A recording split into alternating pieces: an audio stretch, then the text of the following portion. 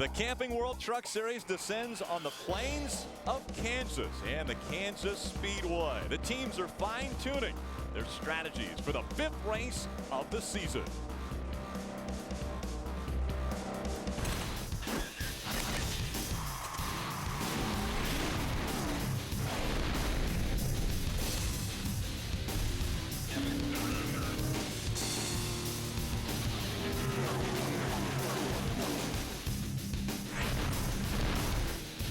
Defending series champion Johnny Benson, Todd Bodine, a powerhouse at mile-and-a-half racetracks, and Ron Hornaday, victorious at this racetrack. Will we see a new face in victory lane, or will we have our first repeat winner in Kansas? Hello and welcome to the NASCAR Camping World Truck Series Setup, the show that gets you set up for all the action that's about to take place on the racetrack. Hello, everyone. I'm Rick Allen, sitting in today for Chris Devoto. She's busy in Talladega right now, but we're getting ready for our second mile-and-a-half racetrack of the 2009 season. And to get all the stories straight and to get you a little bit closer to those stories, we got to go to the two guys who are in the know about the Camping World Truck Series. And, of course, that's Adam Alexander and Ray Dunlap. Now, guys, it's been a while since we've been on the racetrack in an actual race. So what are the stories? Ray, we'll start with you. Well, Rick, I want to talk about sponsorship because I don't think I've seen so many new sponsors as we've had this weekend in the garage in a long time. And how do you get new sponsors? Well, here's one way. In Wednesday's Kansas City Star, there was a great story about Billy Ballou. Now, the sponsorships on these trucks are normally about $150 grand, but check it out. He sold this one for $25,000. It made the paper, and here's a look at the new sponsorship for Shane Sieg. They've got Samsung Instinct. That's a pretty cool deal. Lots of good stories going on this week down in the garage. Adam? And typically, Ray, Shane Sieg's teammate would be Kyle Busch, who just happens to be the point leader in the Camping World Truck Series. And why wouldn't he be? He's won 2 races of the first 4. However, Kyle is not here today. He was taking care of nationwide duties at Talladega, and that opens the door for a youngster, Brian Eichler, in the truck today, making his Truck Series debut. Now, those are big shoes to fill, but this kid has got quite a racing resume, and it should be fun to watch him this afternoon. We'll hear from him later in the Truck Series setup. Rick? Yeah, just 23 years old, Brian Eichler, obviously making a name for himself in the stock car world. Now, it's been 26 days since the Camping World Truck Series were last on the racetrack, so let's get you caught up with how the season has begun. The 2009 season started with changes. The NASCAR Camping World Truck Series is underway. Changes. You can not change tires and add fuel at the same time. And more changes. 25 drivers have changed teams over the offseason. But one thing that hasn't changed is the winners of the first 3 races. Todd Bodine is going to be able to win again in Daytona. Rowdy Busch has been to victory lane both times. Kyle Busch will win again. The only race so far that didn't have a repeat winner was the most recent race. Kevin Harvick will win at Martinsville. In the first 4 races, we've seen rookie woes. Oh, we got a crash. James Busher got turned. Ricky Carmichael got hit. Ricky Carmichael in the 4 gets turned around. Truck number 13 and Johnny Sauter got an oil leak. It smells like oil, that's for sure. And sophomore slumps. Brian Scott is battling Mike Skinner. Oh! It's the 6 of Colin Brown that got turned around and hard into the inside wall. Oh, wow. To get into the inside wall. Wow, that thing hit hard. Pit road problems. Commitment line violation. He had no intentions to come into pit road. He was just trying to get that quarter panel up off the fender. Taylor Malsom and Chase Austin collide. And Kyle Busch leading the way. For 09, how about a second and 2 first? We've seen bad luck, damaged trucks, 3 wide, and hurt pride. We've seen 4 checkered flags, but we're just cranking up. With 21 races to go, there's still plenty of excitement just around the turn.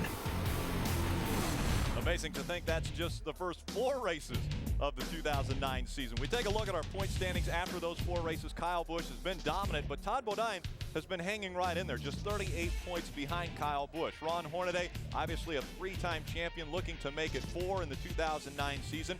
Guys all the way back to Johnny Benson, could take over the points lead because Kyle Busch is not here today. So he will lose that points lead today, and anybody from Johnny Benson all the way up to Todd Bodine could take the top spot. Let's hear from Todd Bodine. He's won at this racetrack before, right?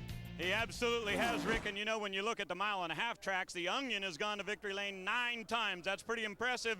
But what's with starting 17th? Are you guys good or not? Yeah, I think we are. I really do. The truck was perfect in 1 and 2, and it got down in 3 and 4, and it was turning great, doing everything I wanted, and all of a sudden the front end took off, and I think a gust of wind just got me because it was very unexpected. And in practice on old tires, we were really quick. It was a little too free, a little too loose, so Junior tightened it up just a little bit for the race, and hopefully we can make some tracks. You know, we got some rain coming, we think, so we got a half a race we got to look at and get to the front. And you know, we got a new sponsor on board this week, Ventrilo, voice communication software. It's communications for online gaming. It's a great company. First time at the racetrack, and we're going to give them a good show. Okay, good luck to you. New sponsorship on this truck and also on the 33. I believe Adam's standing by with Hornaday. New colors for Ron Hornaday, no doubt about it, but that's about the only thing that's different for you. You're starting on the pole again in the same truck that you dominated with a year ago, so how do you keep the results the same, Ron? Well, hopefully we can get this coparts.com Chevrolet up front, keep it up there, I should say, and Skinner on the outside. It's going to be tough first lap, and I'm not going to make a mistake like I did at Phoenix, you know, racing and somebody down the corner, but I don't know, Rick Renner, guy's done a great job. Different tire here, all the wind blowing all day yesterday, and they seem to hit it right on again. So we'll see what we got to do and see if we can hold these guys off. But make sure you get your local dealership at GM and buy a Chevrolet Silverado. His last win when he started on the pole last. That would be October of a year ago at Texas, Rick. Well, the last time Hornaday was on the pole here, he ended up in victory lane. Will history repeat itself? There's plenty more setup ahead. Stay with us. Coming up on the setup, we go swinging with Mike Skinner at his annual charity golf tournament. And we'll see if any of our drivers know what NASCAR stands for. I know this too. Oh, you got me. Can I phone a friend? All this and more when the setup returns from Kansas, live on Speed. The NASCAR Camping World Truck Series setup is brought to you by Camping World RV Rentals, competitive daily and weekly race. And by World of Warcraft. Try the game free at warcraft.com. Almost everywhere you look at a NASCAR race, you see the logo NASCAR. Now that word rolls right off the tongue, but were you aware that it's actually an acronym? You know, that might make a good question on a game show. Welcome to NASCAR Tools. Please give it up for your host, Rick Allen. Hi, hello, welcome to NASCAR Tools, the game show with NASCAR drivers where we try to find the sharpest tool in the box. Drivers, your question. What does NASCAR stand for? TJ Bell. National Stock Car Association. TJ, are you aware you just spelled out NSCA? How about some help here? Maybe from a hairstylist? No help here though, TJ. Stands for awesome, great, fun. National Association for Stock Car Racing. Do you even know how to spell? Oh.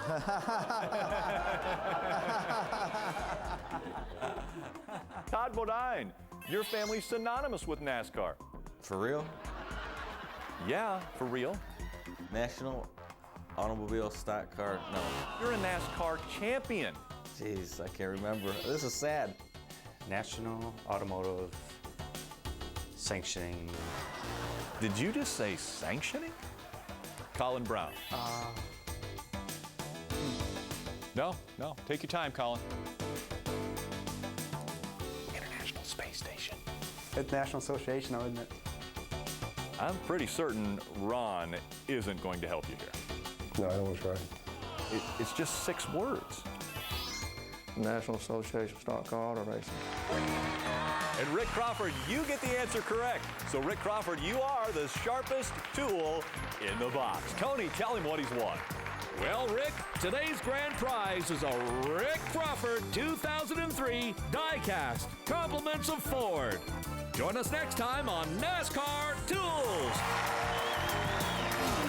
I'm fairly confident now all the drivers will be well aware what NASCAR stands for. And I think they're going to have to be on their toes because there's going to be a few other questions that are going to be asked during the season. Now, I did want to thank Brian Scott for allowing me to use his tie during that piece. And by the way, Ray, could you thank him for me? I will certainly do that, Rick. Rick wants to thank you for letting him use your tie, and I want to thank you for being at the top of the charts all through the weekend. So my question is this your best shot so far in your career? I feel really good about our chances here today at Kansas. You know, everything's worked out really well since we unloaded. This is a truck that we finished second at Homestead with, had a really good run at California with. We've dubbed it our favorite truck. We've dubbed it the best truck in our stable right now, and it always seems to run well. It's never been a great qualifier. Everywhere we've been, it's never qualified really in the top 10, so we actually got a top 10 starting spot, and as soon as the green flag falls, this truck loves to get to the front. All right, it's a long race. Have a great time. That is Brian Scott with a great qualifying run here at Kansas. And Ray, the 08 Rookie of the Year, Colin Brown, off to a tough start in 2009, but you come to the place where you have your career best finish, third a year ago. How much confidence does that give you to bounce back here today? Well, it gives us a lot. You know, I think everybody on this number 6 Conway Ford F-150 team has worked extremely hard. You know, all the guys back at the body shop, and the paint shop, and the chassis shop, all these guys just keep digging in and giving us good trucks every week. And, you know, I feel like this is a place where, for some reason, our Roush Fenway trucks with these Roush Yates motors just run really strong. So looking forward to it. It's just a privilege to drive these trucks. And if Colin is able to get his first win today, he wouldn't be the first Roush driver to put himself in that category at Kansas, Rick. Yeah, Adam, he is obviously going to jump in with some big names there. John Wood, Carl Edwards, Eric Darnell all have won at this racetrack. 18 starts, 11 top 10 finishes in those 18 starts. Average finish 11.3. So an impressive run here for the Roush Fenway drivers. Now, when we talk about impressive, obviously you've got to talk about, well, the driver of the 51. And normally that driver would be, well, Kyle Busch. But Kyle Busch was busy in Talladega today. As a matter of fact, I think he finished around top 10 today, the 11th spot at Talladega. So he is not going to be here. And filling in for him will be Brian Eichler. Now, if you haven't heard that name before, you're not alone. There's a few other people that haven't heard of him, but he did get to victory lane when he was at Greenville Pickens Speedway earlier this year in the Camping World East Series. So trying to make a name for himself, and we know he's got extremely good equipment driving that 51, but maybe the cards are stacked against him. When Kyle Busch isn't in the seat of that 51, only one top 10 finish in the 15 starts that he has not been up there. So obviously, big shoes to fill for Brian Eichler. We'll see how he does today, and we'll keep our eyes on him. Another guy who we would expect to see in victory lane anytime soon is Chad McCumbee. Let's go to Adam Alexander.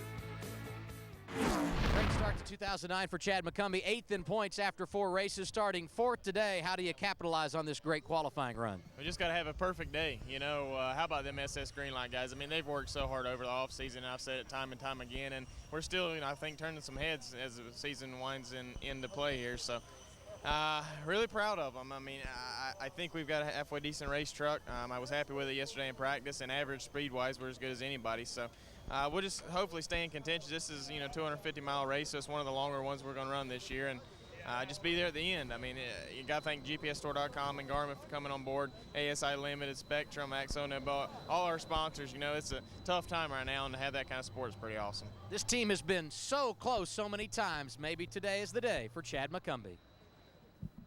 And I want to hear from TJ Bell, who's just getting ready to go racing here. And this is one of the longest races of the season, TJ. Do you approach it any differently? You know, a little bit, especially where we're starting right now.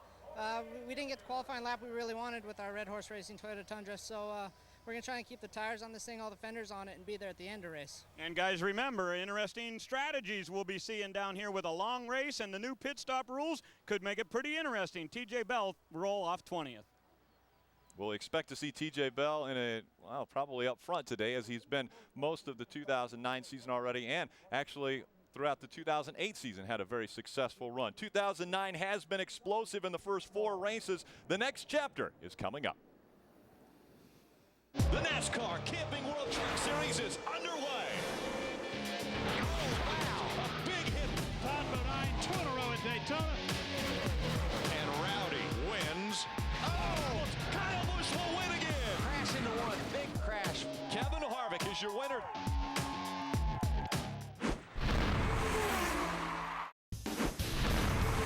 Camping World Truck Series setup is brought to you by KFC. Stop on Monday, April 27th for a free piece of new Kentucky grilled chicken. And by World of Warcraft. Try the game free at warcraft.com. Drivers have always been accessible to the fans in the Camping World Truck Series, and here in Kansas, the fans lined up for a picture, a handshake, or an autograph. One of their favorite drivers, or maybe all of their favorites. The racing has always been great in this series, and I think the fans appreciate it. And of course, when we come to Kansas, they love to get a little bit of maybe a memento of one of these drivers that are able to take their cars around the racetrack at over 180 miles an hour. Well, drivers have always had a little bit of free time at the beginning of the Camping World Truck Series season, and most of the time the drivers will use that to relax and maybe take a little bit of time off. But some drivers, like the Skinner family, well, they've decided to use their time to raise money for a good cause. I really want to thank y'all for being here at the 3rd annual Toyota Skinner Roundup for local charities. I was talking to one of my friends and I said, if we did like some sort of fundraiser that could really be Mike Skinner, one of my friends said a roundup, and I'm like, yeah, and then I'm like, if we have a party and someone said a hoedown, I was like, okay. We started it about 4 years ago, and we've been going strong ever since. Basically what we decided that we really wanted to do was something that was for local charities right here in Volusia County, and something that would make a difference to people that really, really needed it. And the Meals on Wheels program was one of them that stood out because, you know, the state matches what we get them. So if we get them $20,000 or $30,000, it's like $60,000 or $80,000 for them.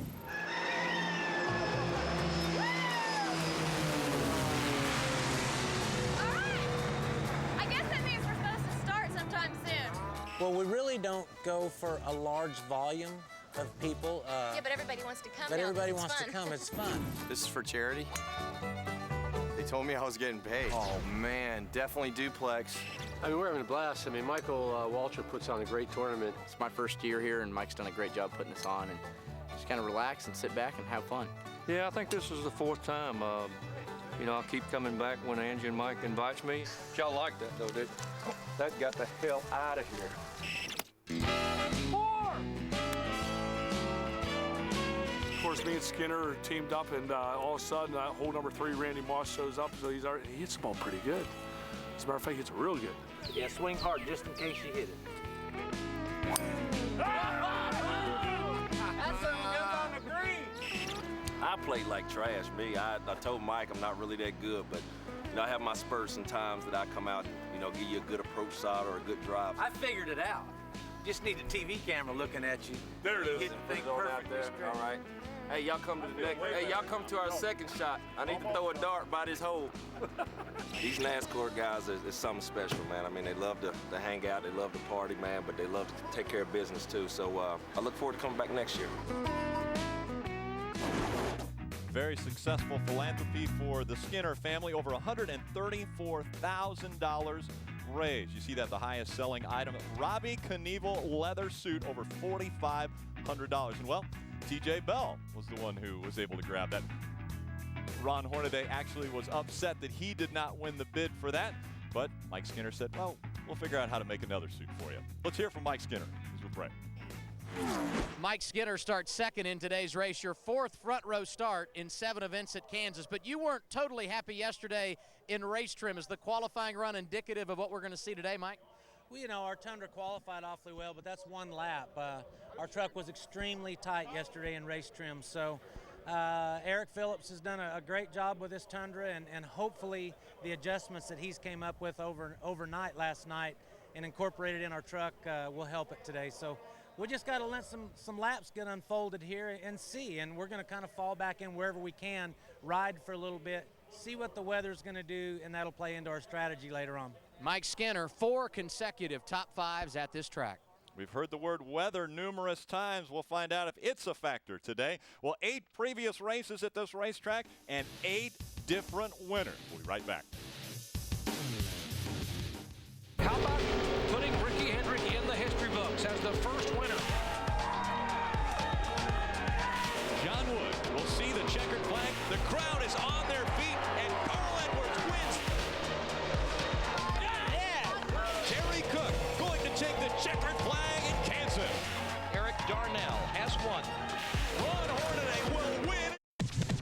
Advance Auto Parts, Advanced Look. In 3 weeks, the trucks head home for racing in Charlotte. Matt Crafton returns to the site of his first career win. And Toyota is looking to break Chevy's 5-year win streak with its first win at Lowe's. Be there when the green flag falls at 8. And don't miss the setup at 7:30, only on Speed. That's our next race. We look forward to tomorrow, where everything gets kicked off with NASCAR Race Day at 11:30. That gets you set up for the big race, the NASCAR Sprint Cup. Aaron's $4.99 on Fox. You won't want to miss any of the action tomorrow. The trucks are all in line. That means it's just a matter of seconds before we go racing at Kansas Speedway. Thanks for joining us here on the setup, and stick around. The O'Reilly's 250 is next.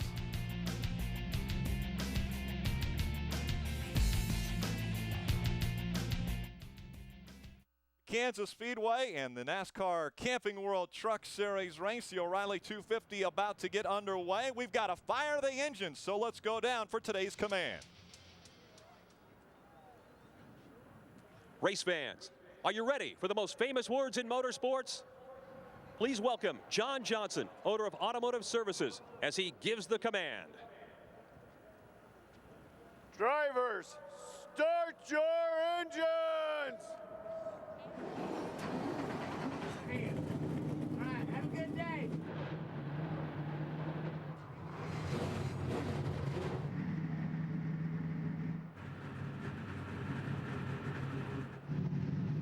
The engines are fired. That means everyone ready to get this one underway in the NASCAR Camping World Truck Series, race number 5 of the 2009 season. Our world is often broken down into one thing or another. Where you find a yes, there is also a no. One man's triumph This is the house that Busch and Ballou have built in the NASCAR Camping World Truck Series. is another's defeat. There are a number of badly damaged race machines. There's a right Everybody minding their P's and Q's up the super stretch. and a wrong. Commitment line violation for the 51 truck. Open, close, hot, Todd Bodine looking to make it 4 straight wins at the super speedways. cold, Falling like a rock from the front row, he's just trying to hang on to stay in the top 10. on, off. But in some circles, things are not always black and white. Welcome to the O'Reilly Auto Parts 250. Now on Speed. Engines are running and the adrenaline is at a peak right now. Welcome to the NASCAR Camping World Truck Series O'Reilly Auto Parts 250, presented on Speed by World of Warcraft. The word has come up numerous times. Weather. Well, what's it like here in Kansas City, Kansas? 79 degrees and overcast. Yes, it's gray skies just above us here in this mile-and-a-half racetrack. But that is completely out of the mind of the drivers right now as they're getting ready to take on this mile-and-a-half track. After 4 races, Todd Bodine just 38 points behind Kyle Busch. And because Kyle Busch was in Talladega moments ago at the nationwide race, he will lose the point lead after today's race. Will it be Ron Hornaday, Mike Skinner, Todd Bodine taking over the top spot? Well, we'll have to find out. Hello, everyone. Rick Allen with you today. And obviously, with 8 races in the books at Kansas, you've got plenty of stories. 8 different winners. Well, for more on the stories, let's bring in 2 of the best in the business, Ray Dunlap and Adam Alexander. Ray, what's the big story in the garage today? Well, for me, Rick, the big story was all the brand new sponsorship down here in the garage this weekend. 8 complete brand new sponsorships on trucks, and in this economy, that's really great news. However, Harris Trucking came to this racetrack without a major sponsorship, so they decided to go the charity route. April is Autism Awareness Month, and Terry Cook and David Starr will be carrying stickers on their truck today promoting autism awareness. And you can go to autismspeaks.org and get a lot of great information. And it's very nice to see that charity being taken care of by Harris Trucking. Now let's check in with my buddy, Adam Alexander. And Ray, Rick mentioned just a moment ago, in 8 races at Kansas, we've had 8 different winners. And back in 2005, it was Todd Bodine who found his way to victory lane. And when he did so, this guy, Mike Hillman Jr., picked up his first career win as crew chief. He is still crew chief for the team today, but you can see him wearing the helmet. That means he will go over the wall and change tires, something he has not done in 2 years. And as if that's not enough, when this race is over, he's flying Talladega. He'll change tires for Max Pappas in the Sprint Cup race tomorrow. He's a busy man, Rick Allen. Well, just like you two down there on pit road, extremely busy today. We want to take a look at our starting grid. It's going to roll across the top of the screen. And Ron Hornaday, actually the bottom of the screen, Ron Hornaday and Mike Skinner will make up row number 1. Hello again, Rick Allen, Phil Parsons. Obviously, we talked a little bit about stories with Adam and Ray, but there are a lot of different stories you can bring to a racetrack like Kansas Speedway. Well, there really is, and I think one of the most important things is what Ray touched on in the setup show. It's the pit rules. They can only change tires or put fuel on one pit stop. Right. They cannot do both at one time. I was talking to Mike Beam, Colin Brown's crew chief, in the garage area this morning, and he said, I really think that could cause some problems because I don't think you can do one if we get a green flag pit stop. You're going to have to do both, and that's going to mean multiple pit stops. He said no one's going to do that. They're going to wait till somebody comes out and has trouble. So I think that's one of the most important things in this race is how the new pit rules are going to react. And obviously that's a change to the 2009 season. We want to take a look at our ZMAX track description. 1.5-mile racetrack. Obviously, a little bit of banking here in the corners, 15 degrees. It's a great racetrack. It's been really windy since we've been here, so the guys were talking about how the wind is really blowing their trucks around down in 3 and 4. Todd Bodine said his truck just changed directions when he got down there. Everything seemed to be fine. You see 15-degree banking right there, but it's really, really windy out there, so the guys are going to really have a hard time because they get sent in turn 3 so much harder because the wind is blowing them down the backstretch. Coming out of 2 and into turn number 3 is the way the wind is blowing today. The World of Warcraft, our race analysis, 35 trucks will be starting. Phil, I'm just going to let you go. I'm stuttering right now, so go ahead and take us through this. Well, 250 miles. This is one of the longest races these guys will run this season. That's why NASCAR allowed them an extra set of tires. Typically, they only have 4 for a weekend. They have 5 for this race. We may see as many as 3 tire changes for each one of these trucks. As you can see, the pit window is somewhere around 52 to 57 laps in a 167 lap race. Yeah, so you've got to at least, at a minimum, there's going to be 2 stops, and more than likely we'll see maybe 3. Yeah, well, it could be 6 because you got to do fuel and tires on different pit stops. Exactly. We'll ride along with a few different trucks today, one of those being Rick Crawford. He'll carry the Ford on board. We're also going to ride along with Todd Bodine. He's going to be in Toyota on board. New sponsor on board that truck, Ventrilo. Todd's a 2005 winner. He starts back in 17th. Camping World on board for Ron Hornaday will also carry one of our cameras today, so it'll be interesting to see if the series champion can repeat the win here at this track. We're also going to ride along with Matt Crafton in the Menard Chevrolet. Matt won at Charlotte last year on a 1.5-mile racetrack, and he starts in the 14th position, 5th in points right now. Our Autism Speaks on board will be on with Terry Cook. And obviously, if you want more information about autism, go to autismspeaks.org. We'll ride along with Terry, see how he does. It's Autism Awareness Month here in the month of April, and there's amazing numbers. 1 out of every 150 kids are diagnosed with autism, and it's just it's something you need to learn a lot more about. Yeah, Terry told me that is such a great tool, the autismspeaks.org website. If you think you might have some issues, go to that website. It'll take you through what to do and what to see. Great education process. Speaking of education, let's go back trackside to Ray Dunlap. Well, Rick, I was talking about all those new sponsorship. How about Copart.com? Going to be on Ron Hornaday's truck. And at our last race at Martinsville, Kevin Harvick went to victory lane. Hornaday was right behind him. And how about a big attaboy for Kevin Harvick Racing? They have moved up to 18 wins in this series, and that gives them the very best winning percentage of all Truck Series teams that are active right now, moving ahead of Germain Racing. So you got to believe Hornaday is going to be a threat today. He's on the pole. He's got the #1 pit stall. I'm going with the old 33 and their new sponsorship. Adam?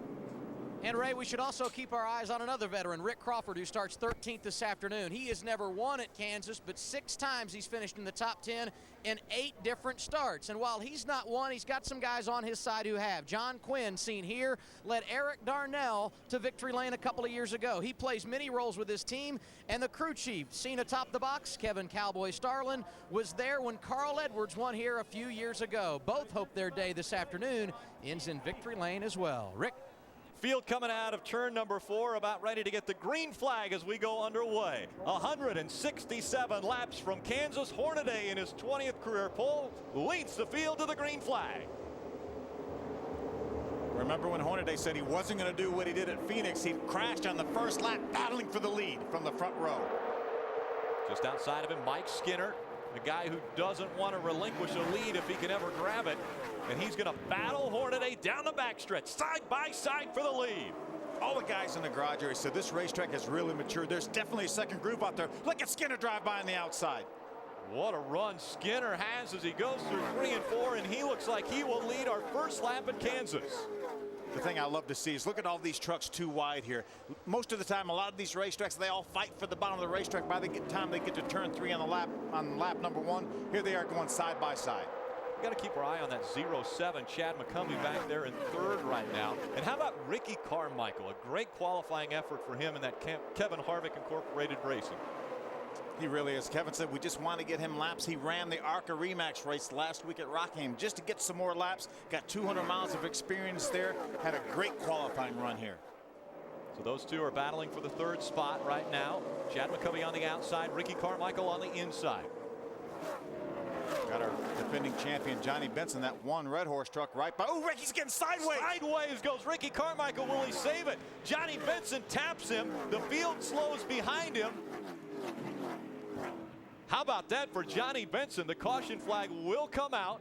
Our first caution comes out on lap 3 of this race. Ricky Carmichael got a little bit loose. And then I tell you what, an awesome job by Johnny Benson slowing down just enough to just barely tap him. Johnny had absolutely nowhere to go. He was right behind Ricky. You could see him slam on the brakes. Watch, Ricky's on the inside. Remember, the truck on the inside loses a little bit of that air off the spoiler. There he is right there. Watch Johnny. You see him just barely nudges him in the left rear corner. I don't think it did a whole lot of damage to Johnny's truck. Ricky does a good job not letting that truck slide back up in the racetrack. Here's another view. This is almost like he was on 2 wheels, sliding through the turn. Remember, low air pressure, just started this race, full of fuel. The worst possible scenario, and having somebody up above you robbing the air off that spoiler. And so our first caution has come out. It's Ricky Carmichael that brings the caution out, but he stays on the lead lap and looks like he will continue around Kansas Speedway. We'll be right back.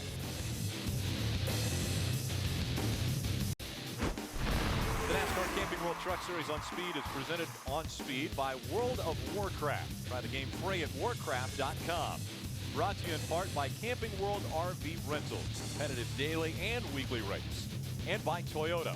For the latest Toyota racing information, visit toyotaracing.com. Toyota, moving forward. Everyone moving forward on the racetrack, and Ricky Carmichael's down in front of Adam.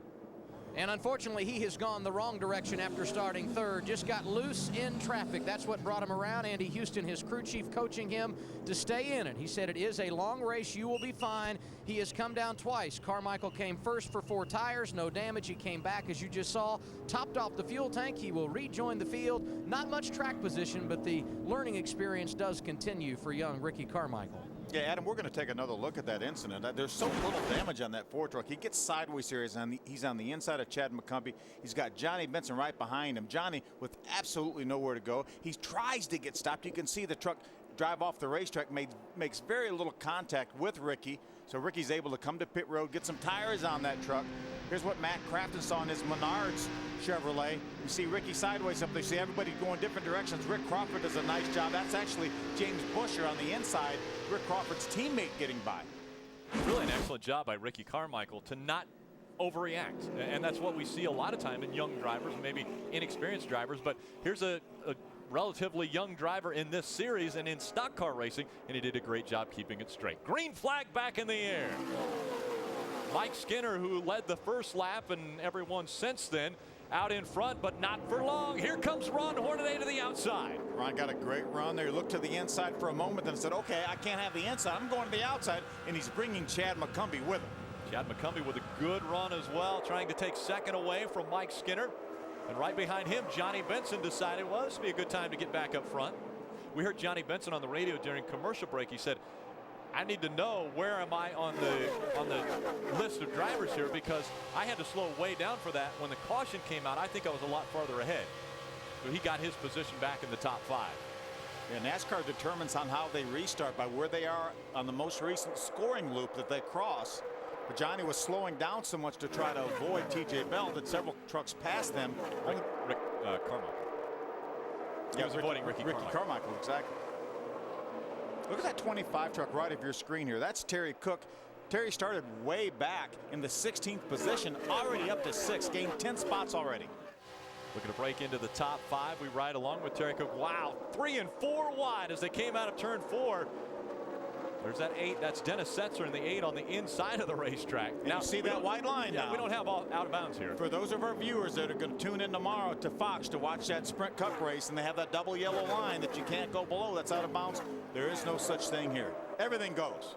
Anything goes. Everything and anything goes at Kansas. You see that 51 again. That's Brian Eichler in that truck. It is not Kyle Busch, and it looks like he's doing a fine job moving up toward the front here. We're taking a look from Rick Crawford's on board. That's David Starr, the Zachary Toyota on the outside. Brian Eichler on the inside, right in front of Rick. There's TJ Bell on the 11 on the inside. Jason White, the gunbroker.com Dodge, right in front of Dennis Setzer. James Busher in the 10 back there. Oh, trouble. Truck. Todd Bodine. Todd Bodine into the wall now. He got loose up high and then goes right back up into the wall. The second caution of the day today. That is so rare that you see Todd Bodine have trouble like this. We'll see if we can take a look at, see if maybe there was some context somewhere. Maybe Todd just got loose up on the high side. A lot of damage to the front end of that truck. We saw it. We were catching just a glimpse of him as it looked like the back end was kicking out, and then that overcorrection we talk about sent him right back into the wall. Adam? And Todd Bodine came on the radio and said, my fault, guys. He was very upset at what happened, and he said, we're done. So obviously he thinks the damage is very bad.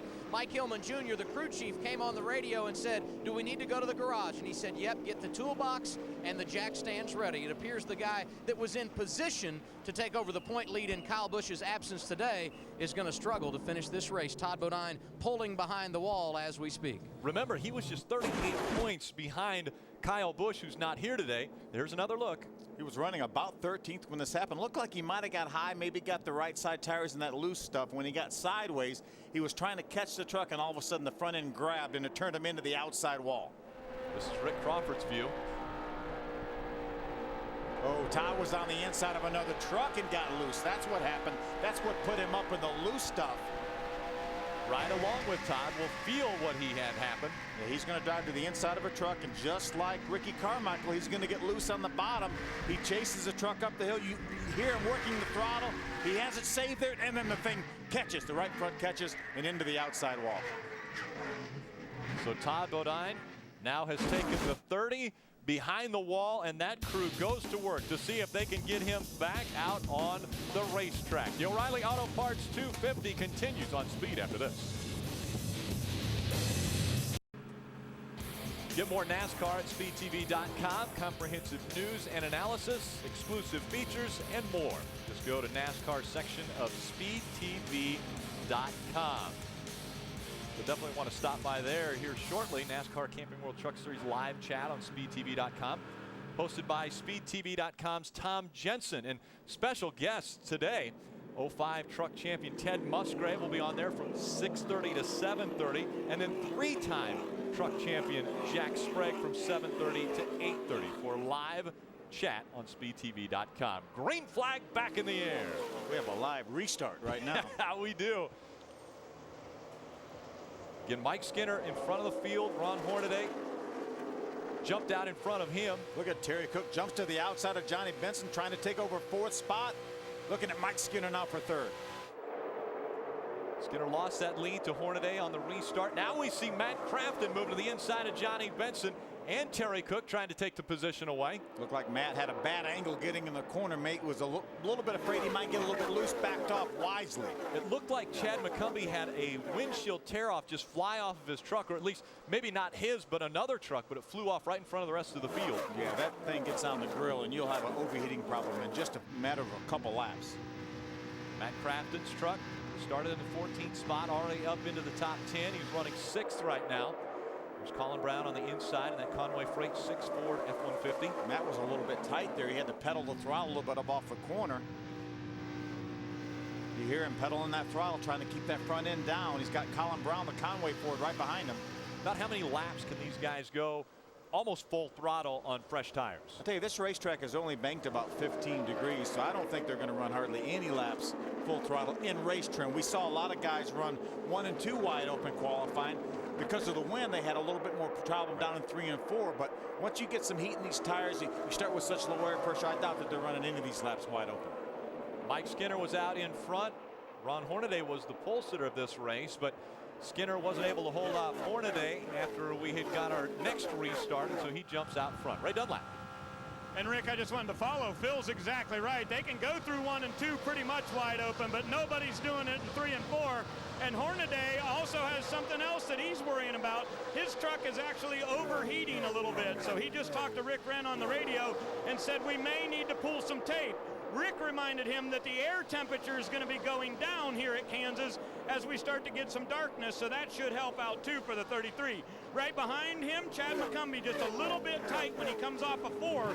He likes his entrance into 1 and 2, so they're trying to make decisions on what kind of adjustments to make on that GPS store Chevrolet. And in 3rd place right behind them, how about Mike Skinner, guys? I have never heard Mike Skinner complain more during a practice than he did yesterday. He hated this truck. He said it was horrible, like it must have something broke. They looked all through it, said it's good. They said, you got to do the driving. And Skinner has been doing that, running in 3rd right now. Adam?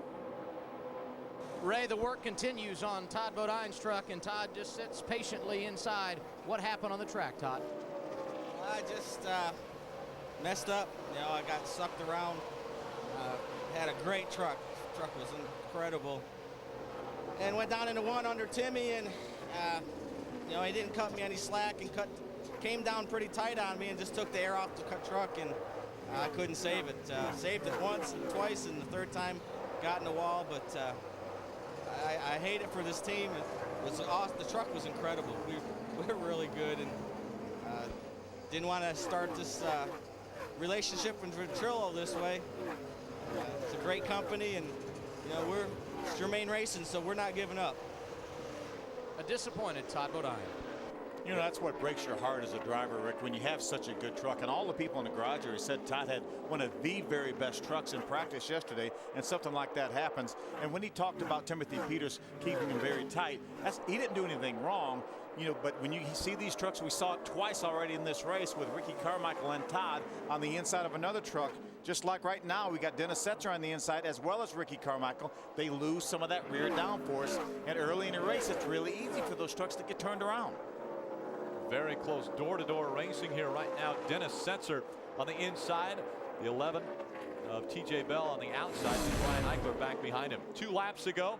Take a look at this. 3 and almost 4 wide going through the tri-oval. There's a 15 Shane Sieg. He's in the front of that pack side by side with TJ Bell. Remember, he's on the inside. See him get a little bit loose right there getting in turn number 1. Sideways his teammate Brian Eichler in the 51 today. That's what a lot of the drivers tell me, Rick, though, is you have to get these trucks really borderline loose getting in the corner. Because if you're not, as we go through 2, 3, and 4 wide, Dennis Setzer right in the middle of that in the 8 truck. A little contact actually there between TJ Bell and Dennis Setzer. You see the damage to the right rear of that 8 truck. You got to have these trucks so loose so they will turn through the center of the corner. We hear Ray and Adam telling us that these guys are talking about being tight. Well, you got to have them a little bit free getting in so they're not going to be too tight through the center and up off the corner. Here was that rub just moments ago. See Dennis coming off turn number 4. He actually moves up the racetrack. TJ was there. TJ did a nice job of trying to give Dennis as much room as he could. You see the damage, and then there goes Brian Eichler down on the inside in the 51 truck. Yeah, he and Ricky Carmichael decided to go to the apron to avoid that. Take a look at this. Terry Cook moving by Mike Skinner. He shot past him as they went down the backstretch. Talk about a motivated driver right here. You can see Jim Harris decided to put the autismspeaks.org on this truck. Terry Cook is racing for his life. They've already announced that if they don't get sponsorship, they may not be able to continue past Charlotte. Oh, trouble. Ricky Carmichael again. Problems with Carmichael once again in that Monster Energy drink number 4. No caution yet. He stays out of the line early. Looks like he's going to try to come back up to speed, but we stay green. Yeah, Ricky's obviously fighting a pretty loose truck right now. It's been really loose twice already today. So Ricky Carmichael with his hands full in that number 4 truck. Let's look again. He's on the inside of Dennis. That's going to be very much like I think what we just saw earlier. He gets loose even before he gets down in the corner. Ooh, there's Jennifer Jo Cobb on the inside. It was very fortunate for her that Ricky stayed above her, and Ricky again does a nice job not letting that truck slide up the racetrack. And with only 15 degrees banking, though, it's easy for those trucks to slide up the racetrack too. We saw some other drivers do some impressive driving, staying away from Ricky Carmichael on that one. Ron Hornaday still out front of the field. We'll be right back.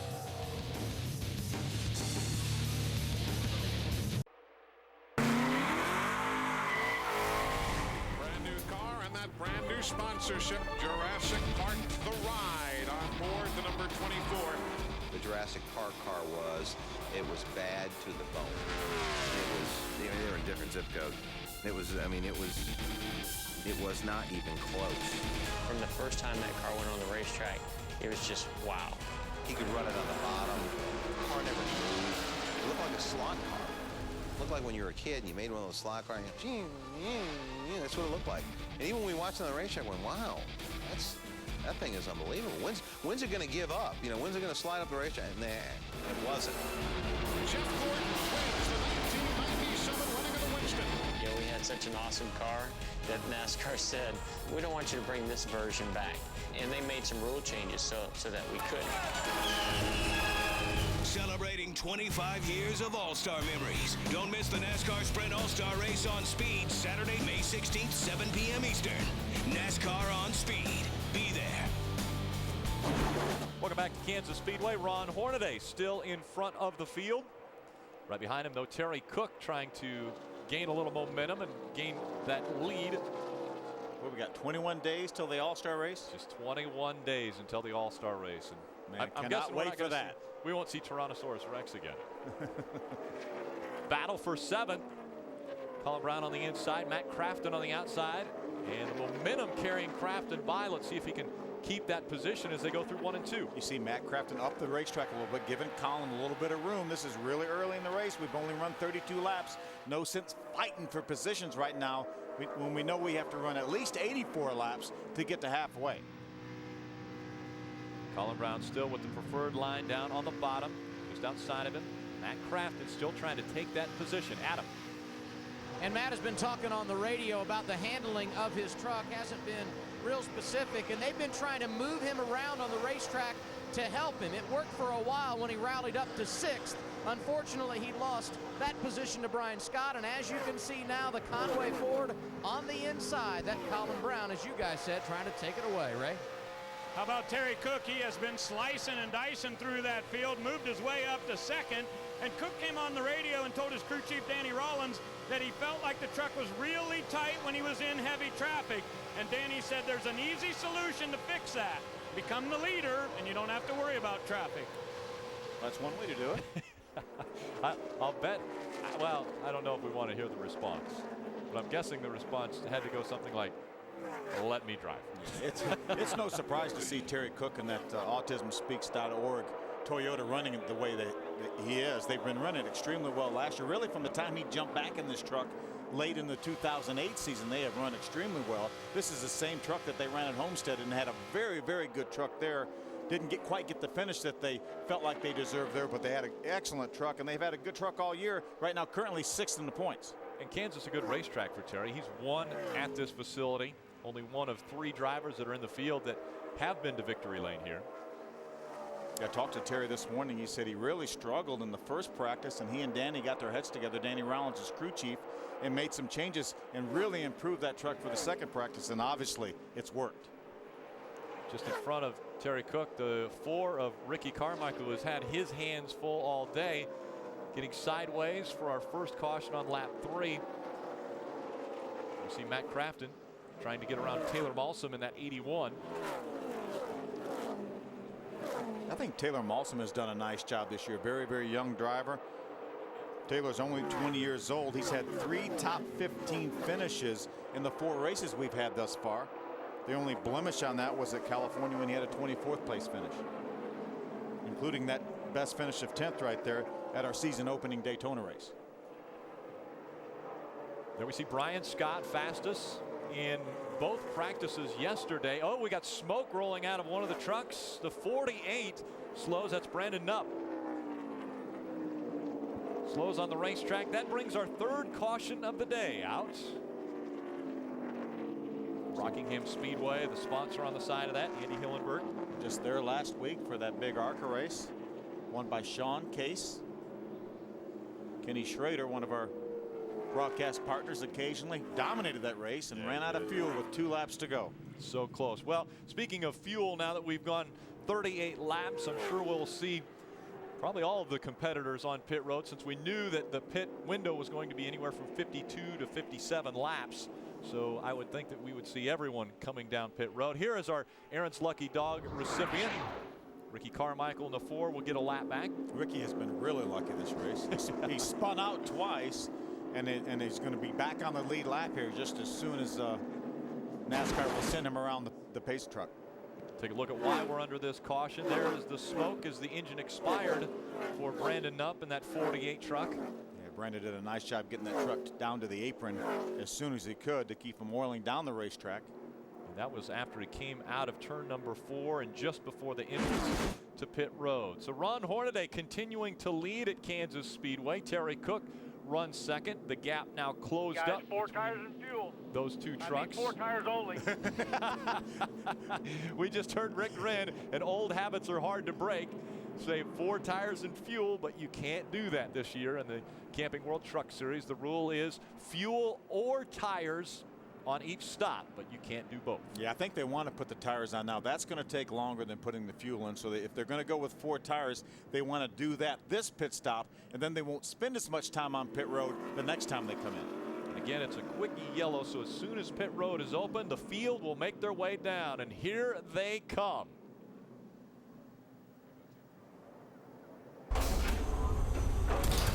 Adam Alexander. Brian Scott started 7th today. He is 5th. He said on a scale of 1 to 10, I am a 2 to 3 in the tight. They will put 4 tires on this pit stop. Then they will come back around, fuel it, and make adjustments. It puts them in their window to go halfway, and crew chief Jeff Hensley said this will be a halfway race. Ray? At the bottom of your screen, you see Terry Cook. He was tight center off. They're going to make an adjustment on the air pressure in the left rear. They're going to do tires on the first pit stop here, but they also want to come back and get fuel. So this should be one of our classic double dips. You see in the middle, Brian Scott pulling away. Hornaday has the first pit stall, and he will be first off of pit road. Good job, guys. All right. Good race off of pit road for Ron Hornaday. It looks like Terry Cook also holds his position running off of pit road. We're sure they're coming back around, and we'll be back for that when we come back to Kansas.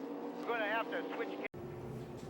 Lap 39. Most teams came down for tires. This time they will fuel it and make chassis adjustments. You see Brian Scott doing just that. He will pull away with his second trip down pit road at lap 40. To Ray.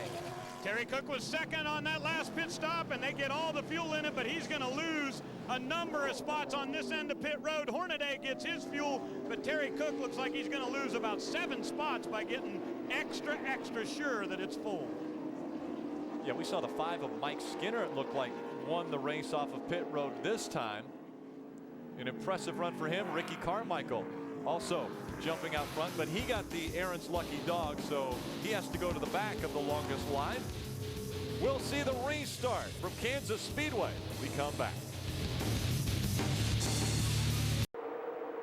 Welcome back to Kansas Speedway. The green flag just flying. It's Mike Skinner in front of Brian Eichler. Again, sitting in for Kyle Busch today in the 51. He runs second now after a pretty impressive set of pit stops for that team. You know, I was watching Brian Eichler. He actually put fuel in the first go-around and then right side tires as we see side-by-side racing and three-wide racing all over the racetrack. How about the 10 and the 14 teammates, Rick Crawford and James Busher, splitting some trucks around this racetrack.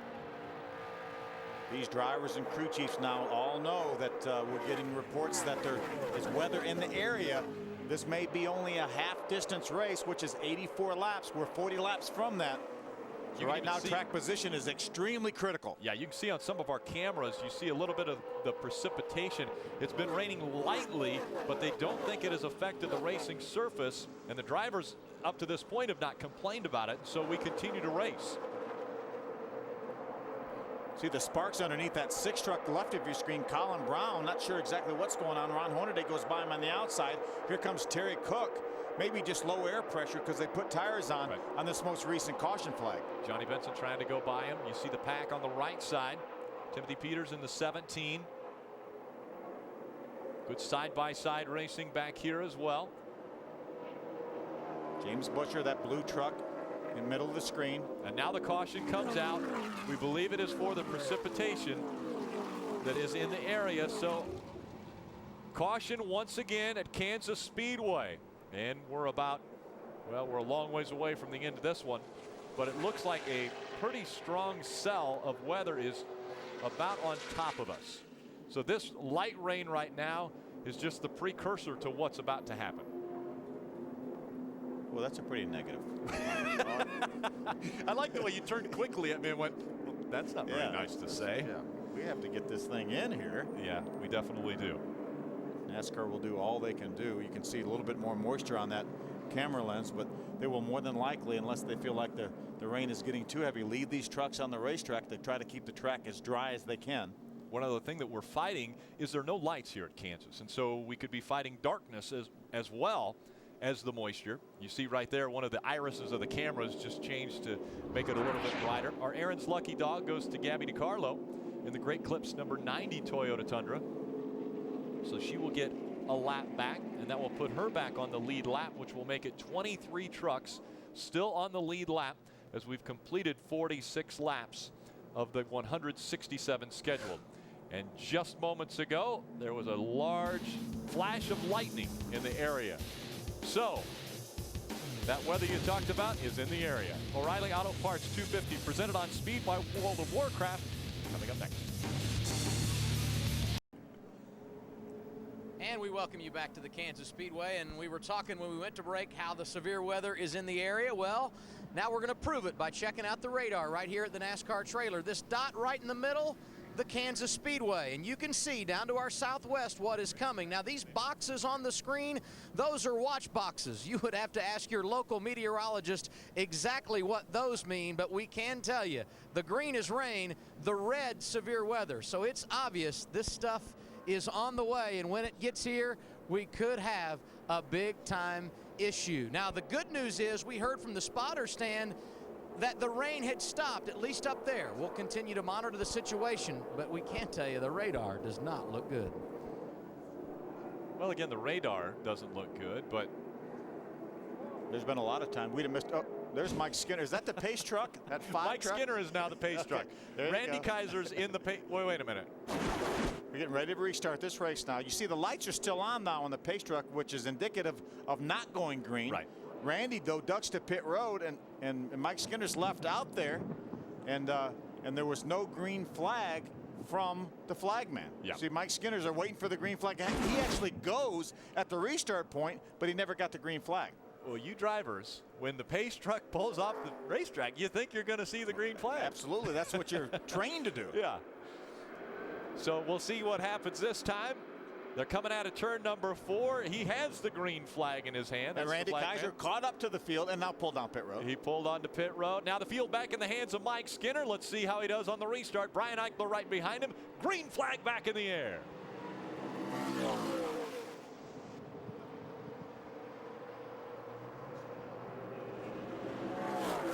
Good restart for Mike Skinner. Ryan Eichler running second. Here comes the 88 of Matt Crafton. Crafton with a good run coming out of 2. Let's see how he does down the backstretch. You know, Rick, we really have a little jumbled up field right now as we watch Ron Hornaday trying to make his way back towards the front.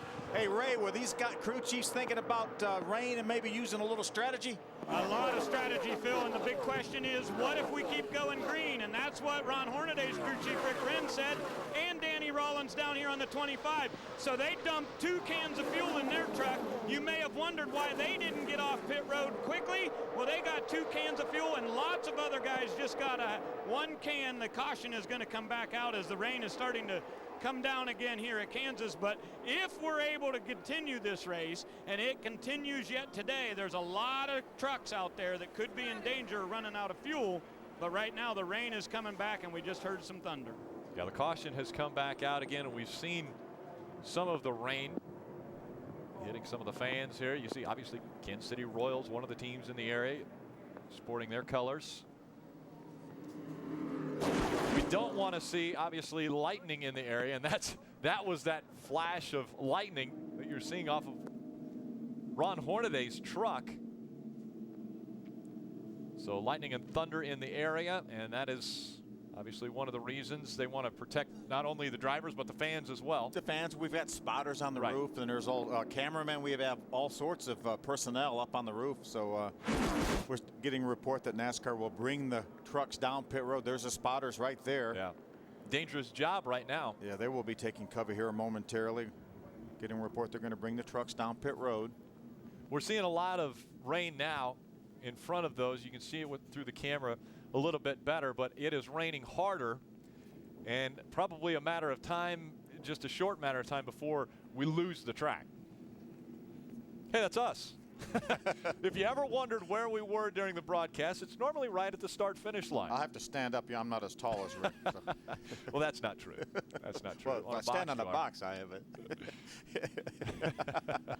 Oh, we do have fun. We enjoy what we do. And obviously, this is a little bit disappointing as they are raining on our parade right now at Kansas Speedway. Parade is going down pit road right now. It is. Trucks are being led down pit road. We'll be right back. The Kansas Speedway. Rain has slowed us down.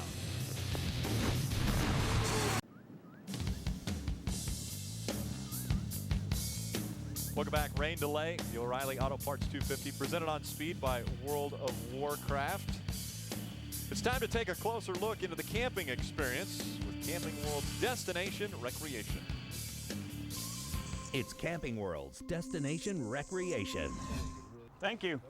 You know, at Camping World, they'll drive you around the lot so that you can pick out your absolute favorite motorhome.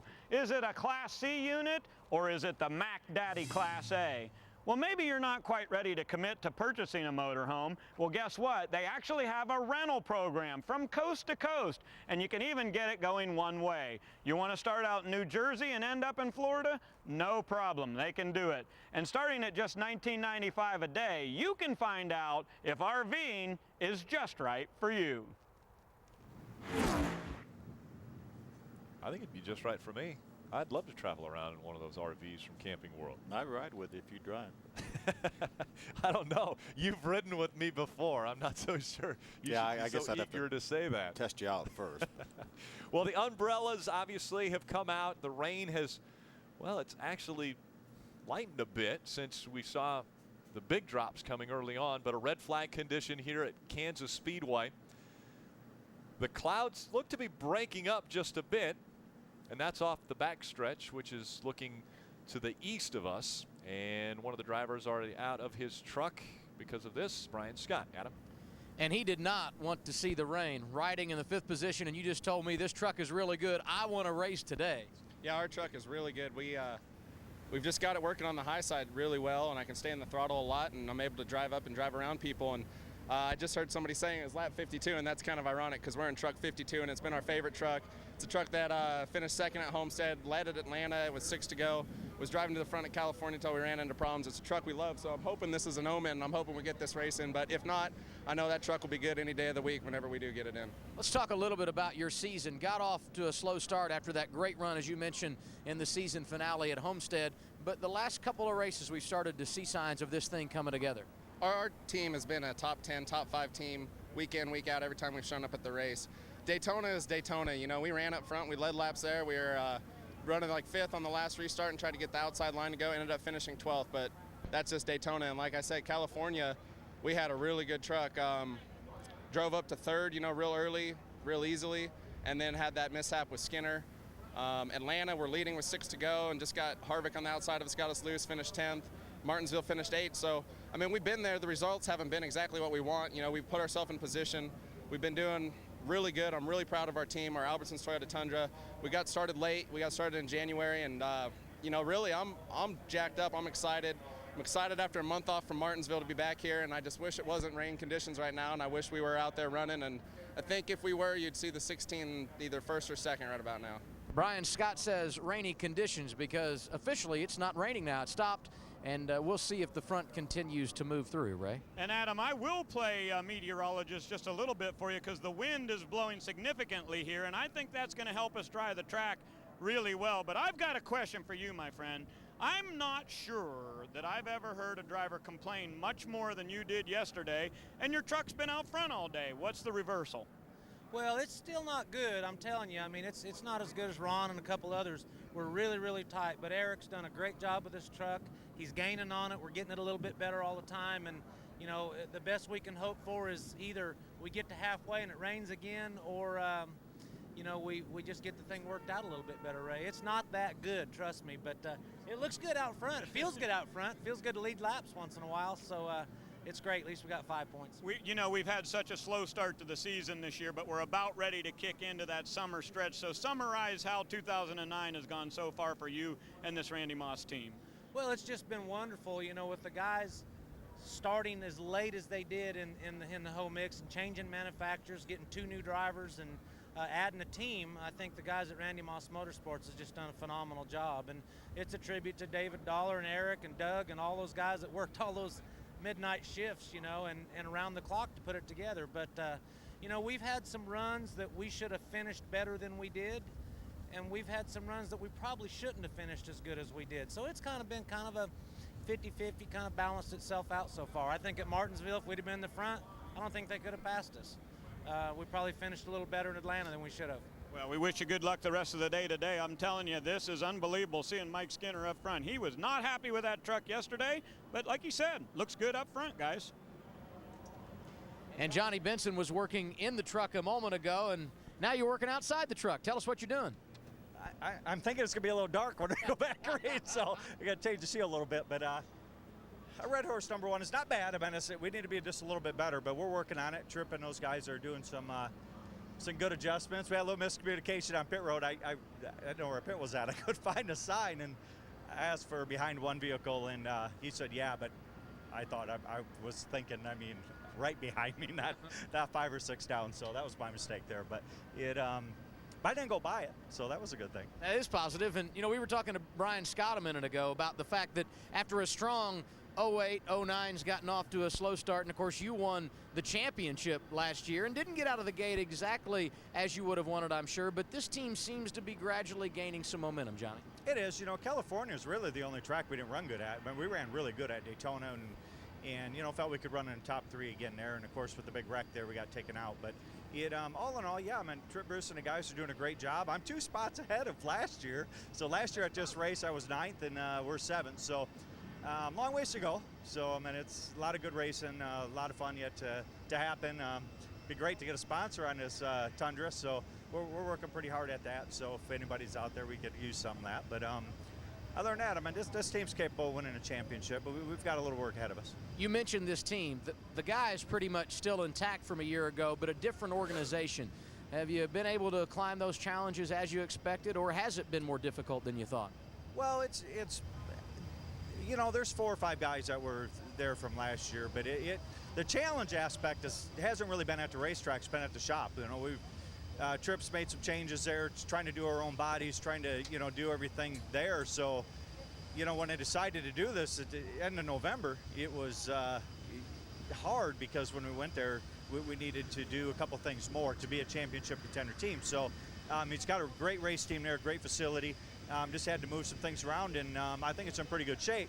But we're trying to do that, and trying to build 4 new trucks before the season started was pretty tough, you know, especially with the holidays right there and everybody being gone. But there's a lot of people that didn't go. You know, they did Christmas, but I mean, didn't take the whole week off. They took a couple days off back in the shop, and they've done a tremendous job to put us in the position that we're in. So I'm pretty happy. You know, got to thank Tom Glose for you know, hiring us and having us come over, and Tripp's just done a tremendous job. So we're just got to keep working at it. And main goal this year is to win a race before June. I haven't been able to do that, so we're working hard at that.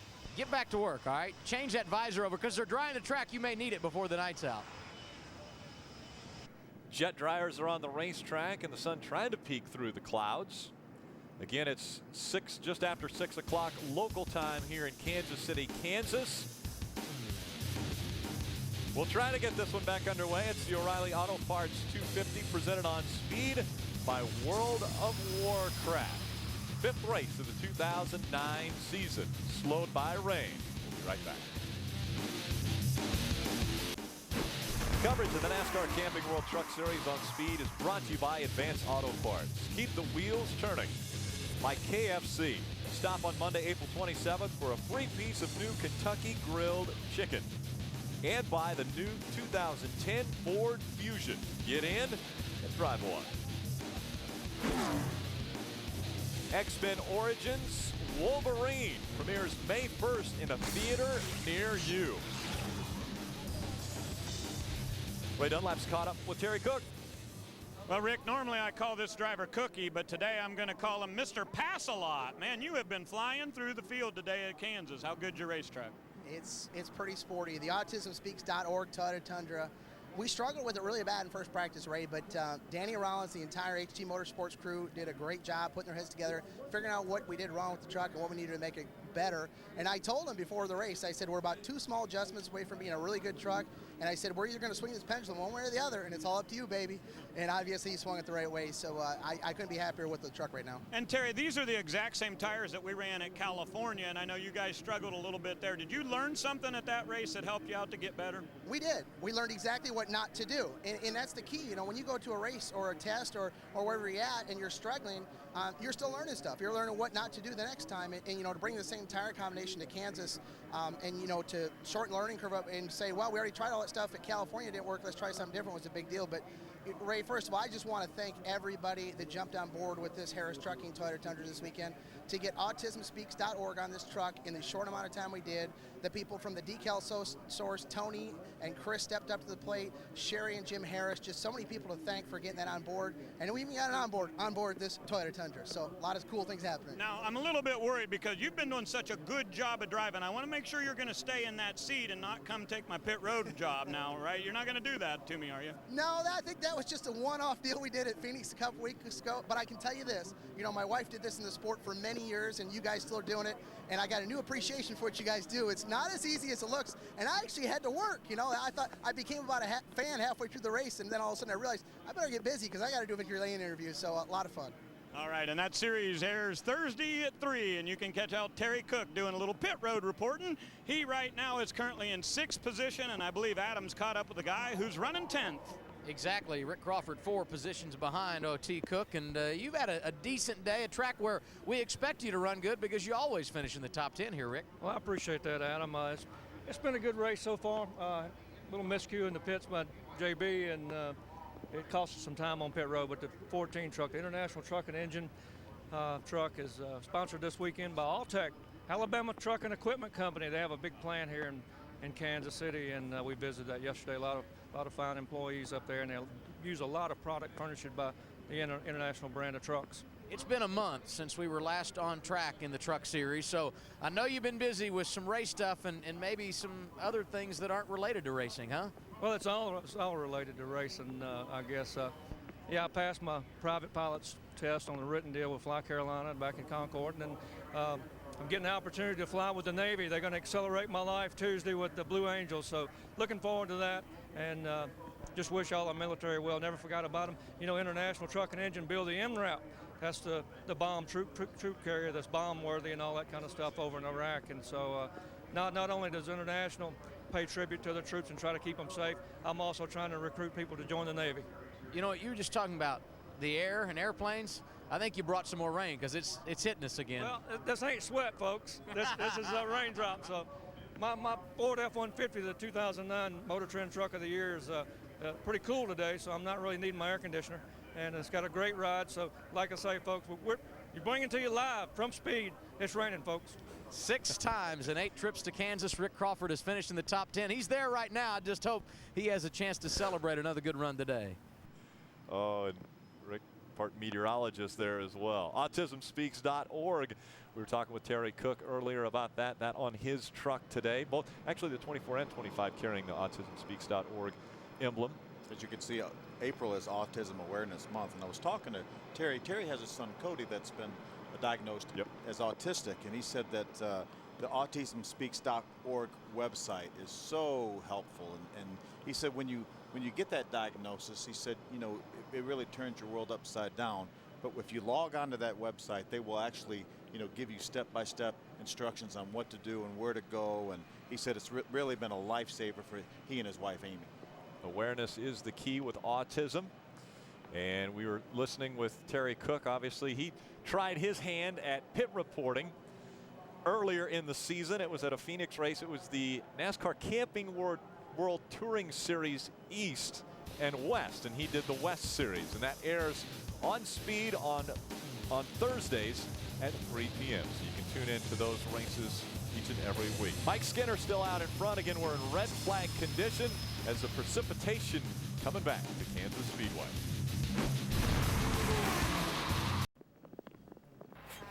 In just 21 days, the NASCAR Sprint All-Star Race is only on Speed. NASCAR's biggest names battle for pride and cash under the lights in Charlotte. You can only see the NASCAR Sprint All-Star Race right here on Speed and Speed HD. That's May 16th, 7 Eastern.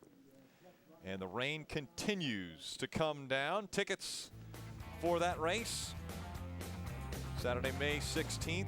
All you have to do is call 800-455-FANS or buy online at LowesMotorspeedway.com. And I'm telling you, there's a lot of money at stake, that All-Star race. Yeah, a lot of money. I mean, real serious money. Yeah, this real serious here, too. The rain's coming down harder now. They've actually stopped the trucks. There's a shot of the radar. I don't think we want the multicolored. It's pretty, but I don't think that's what we Adam, want. does it look any better when you're standing right next to it? Rick, I think you know me as a pretty positive guy, but Yes, there you is are. nothing good about this. And here's the problem is these storms that are back to our southwest, watch them start and they just get bigger and bigger the closer they get to the racetrack. Now, if we were racing in Manhattan or White City or maybe Marion or down here in Nevada or over in Clinton, even Higginsville, we may have been able to get the race in today. But unfortunately, right there in Kansas City, Kansas, it just doesn't look like it's going to happen. Now, I want to believe it, but I just don't know how we're going to accomplish this afternoon. And the biggest factor right now is that we're running out of time. Even if these storms do move through, and they are scooting along rather quickly, we're just not going to be able to have time, I don't think, to get the track dry and then go back out and complete this race. That's an opinion. That's not a fact, but that's what I'm seeing based on the radar. You know, Adam, Manhattan and Higginsville actually put bids in for this racetrack, but Kansas City won out. Well, that's what I was thinking of, Phil. Oh. Well, the rain continues to come down. The radar doesn't look that good. Sunset officially 8:05 p.m. here in Kansas City, Kansas. Welcome back. You see behind the grandstands, that's off to our west. That's what's coming toward us. Little glimmer of hope back there, some light shining through. Again, welcome back to Kansas Speedway here in Kansas City, Kansas.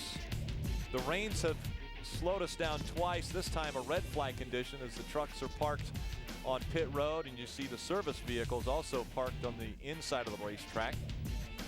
The glimmer off of the racing surface because it is soaked right now. As soon as it lets up or stops raining, they would send the jet dryers out on the racetrack and these service vehicles. But until they see a opening that will be long enough that they can get out there to maybe make some progress on this racetrack, they're going to leave the jet dryers and the trucks sitting down on the apron. Adam Alexander, you got a driver with you that obviously would like to get back out there. A driver with a new sponsor, but more importantly, a driver who has a very good race truck. And I'm sure you want to be anywhere but standing in here. What, were you eating cookies or something? What are you having in there? No, not yet. I was debating if I'm already had a couple Watching weeks your calories, aren't you? I got a couple weeks off, but this Copart Chevrolet is unbelievable, and I just got to thank Longhorn, Ream, Camping World, just everybody was supporting this whole deal this year. It's been a lot of fun. VFW, and we got a chance to go to VFW this weekend to see all the folks there, and it was a lot of fun. But darn rain, a couple more laps. I thought I had her down there. I settled off in there, and there was a couple in there. I got up to about second or like that. I was smart enough to back out of it. I already wrecked a pretty good truck at Phoenix, so I figured I'd be smart enough and don't let the boss yell at me Monday morning to back off and worry about it when we come back racing. You've been doing this a long time at a lot of different levels.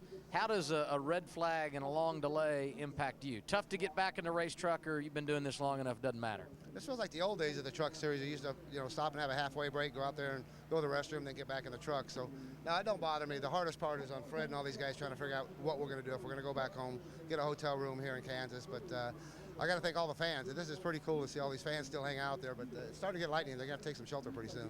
You and I were talking after the race at Martinsville when Kevin won and you finished second. And, well, it was hard to contain you because you wanted to get over and congratulate him. But how special has it been to watch the success and be a part of the success, the 200 start for KHI here today? I didn't even notice that. That's pretty cool.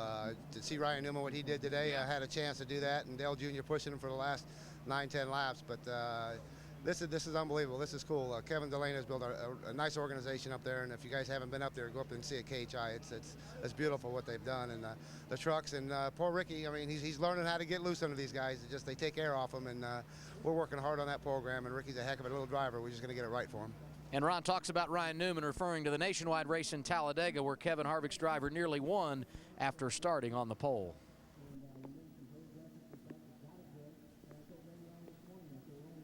Again, rain has slowed us down. That's why Ron Hornaday climbed back into his hauler.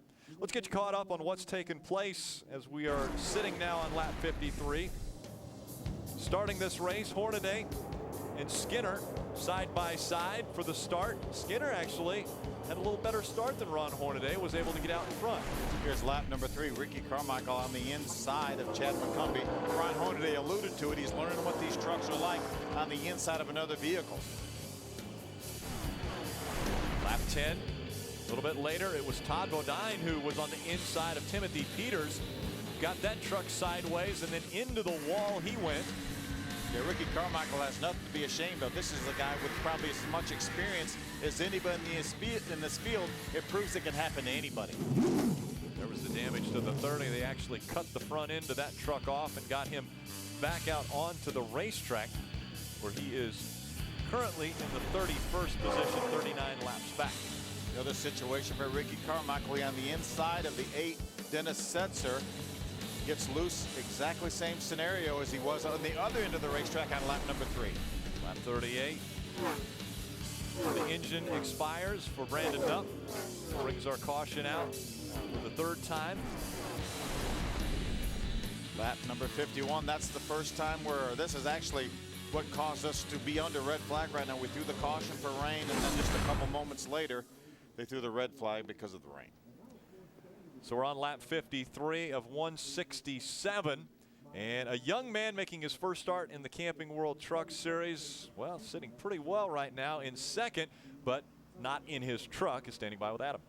Yeah, and you know what? Brian Eichler has been very, very impressive in his debut weekend. You guys qualified the truck well.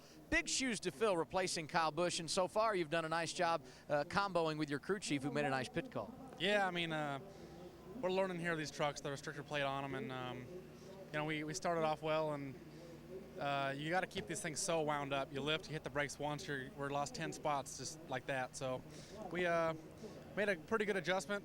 Awesome call on pit road, got track position, and it's pretty good right now. So happy with the Miccosukee Resort Samsung Instinct Toyota. And I understand when you got out of the truck, you had a phone call waiting for you.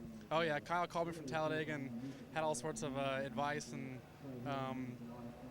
kind of run me through what he would be doing differently, and we'll see if it works. No doubt he went to bat for you when this opportunity came about, and he knew he couldn't run all of these truck races. Talk about your relationship and how it developed with one of the hottest drivers in all of racing. I mean, Kyle, I cannot thank Kyle enough. He's helped me immensely throughout my whole time here living in Charlotte. He loves to race. He races anything, any weekend he can, all week long. I mean, he wants to win just as bad as I do, and that's what I like about him, and I think that's what he likes about me. What's been the biggest challenge coming over and driving these types of vehicles on a speedway? The biggest thing is the splitter. I mean, I have not gotten really used to the splitter. The other cars, the Bushy's cars, the Nationwide car, you get down on it. If it hits, it wears it off. The splitter, it hits, and if it hits hard, you go for a ride. And you got to keep adjusting, keep getting that splitter as close to the racetrack as you can without hitting it to go fast. And I think that's the biggest thing. The plates on these trucks are, you really got to keep them wound up. It's definitely momentum. The air, I mean, today is just a big learning experience for me. All the momentum in the air is the biggest thing. If memory serves me correct, you had an opportunity to shake down the vehicle over at Rockingham. That was your only experience in a truck prior to this weekend. Anything else you can do going to some of these tracks for the first time to prepare?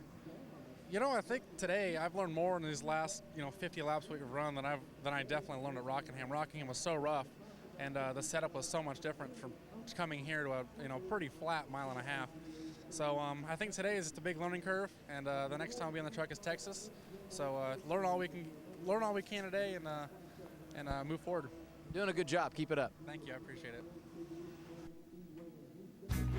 Check out what this 51 truck has done with Kyle Busch and without Kyle Busch. You see 35 starts with Kyle Busch in it, 8 wins, 25 top 10s.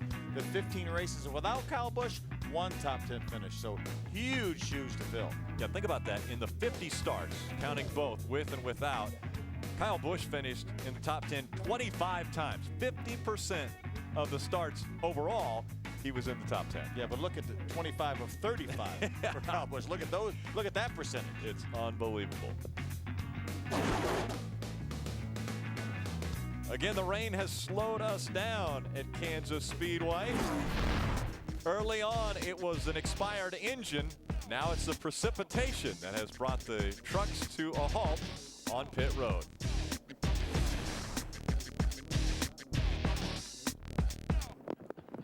Welcome back to Kansas Speedway, the O'Reilly Auto Parts 250, presented on speed by World of Warcraft. The rain coming down even harder now, and it's not just a race to get the racetrack dry, but it's a race against, well, sunlight going away. The sunset scheduled for 8:05. Scheduled.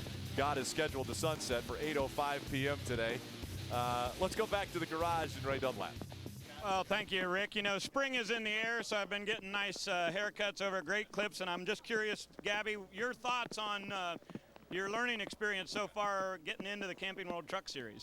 It's been really good. This is our 3rd start here, and I think we had a pretty good shot at staying on the lead lap and everything. We got back on it, and unfortunately it's raining now, so hopefully we get back going sometime so we can get a little more practice here. Now, what goes on whenever we've got a rain delay like this? I mean, you got some pretty high-profile guys up here in the hauler. I'm sure you got to get in there and get lots of advice about how things were going on track, right? Oh, for sure. I've been getting advice since I got a truck to here, but it's all good. We just need to get back out there, hopefully, and we learned a lot in those first 50 laps, and I just need to put it to good use now. All right, we wish you good luck. That is Gabby DiCarlo, and the weather continues here, guys, and we're going to run out of light here in just a little bit. Well, Ray, they have made the announcement. NASCAR has said we will not race today. It has been moved to Monday. We will resume this race. Again, 52 laps are in the books. We'll resume this race Monday at 10 a.m. They're going to open the garage for the competitors at 8 o'clock. So we've got to wait a while before we find out who goes to victory lane at Kansas Speedway in the O'Reilly Auto Parts 250, presented on speed by World of Warcraft. Coming up next on Speed, we'll be back in the day with Junior. You won't want to miss any of that action. And these guys will have a whole nother set of circumstances come Monday morning. We will have had an IndyCar race on this racetrack, different tires, different rubber. with a long race prior to our coming back here Monday morning. So whole new set of circumstances for the truck guys. A little bit longer weekend than what everyone had planned on. Everyone's flights were scheduled for either tonight or tomorrow morning. Those all change. Everything changes now as the rain has come out. We will resume this race Monday at 10 a.m. Eastern. Make sure to join us right here on Speed for live coverage of this race. We'll be back. Our world is often broken down into one thing or another. One man's triumph. This is the house that Busch and Ballew have built in the NASCAR Camping World Truck Series. Is another's defeat. There are a number of badly damaged race machines. Open. Close. Hot. Todd Bodine looking to make it 4 straight wins at the super speedways. Cold. Falling like a rock from the front row, he's just trying to hang on to stay in the top 10. But in some circles, things are not always black and white.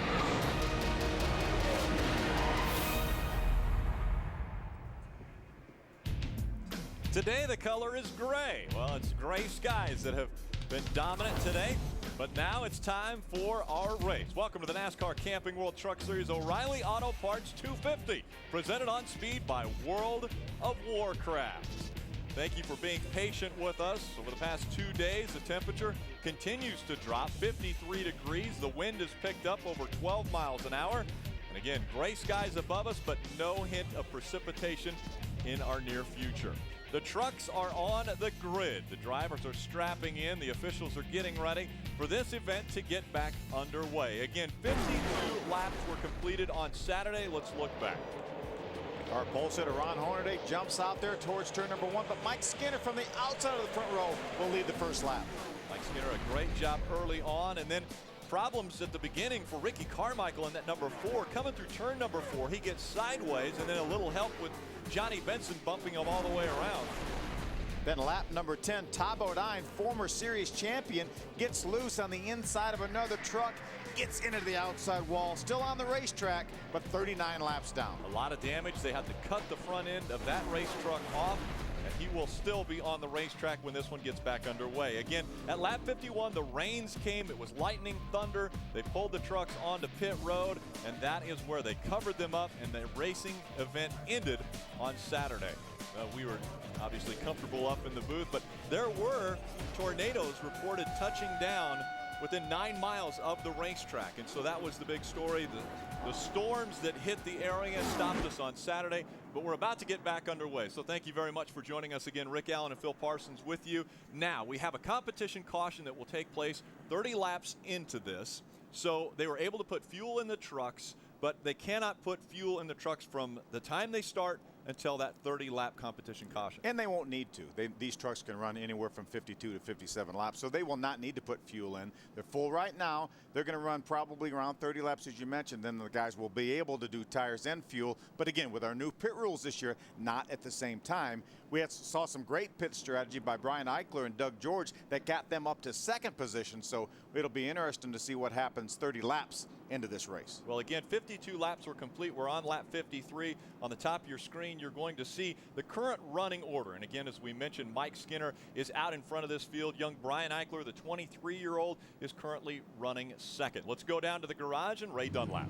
Well, thank you, Rick. You know, I'm not sure in all my years of racing I've ever seen something happen quite like this, where we had this long of a red flag, and then NASCAR came along and said you can add fuel. And Phil, you were talking about the fact that just before we got the rain the other day, we had a lot of pit stops, and those guys made decisions on those pit stops that they thought would go all the way to 167 laps. Well, that gets wiped out now. Every truck on this grid's been allowed to fill up, so basically we've got a brand new race starting right now, going all the way to lap 167. Now let's check in with Adam Alexander. And it may be very difficult for these teams to know exactly what they have when we go green. The reason why, conditions now much different than they were here 48 hours ago. The temperature anywhere from 20 to 25 degrees cooler than it was on Saturday afternoon. That coupled with the fact that the IRL ran 200 laps here yesterday.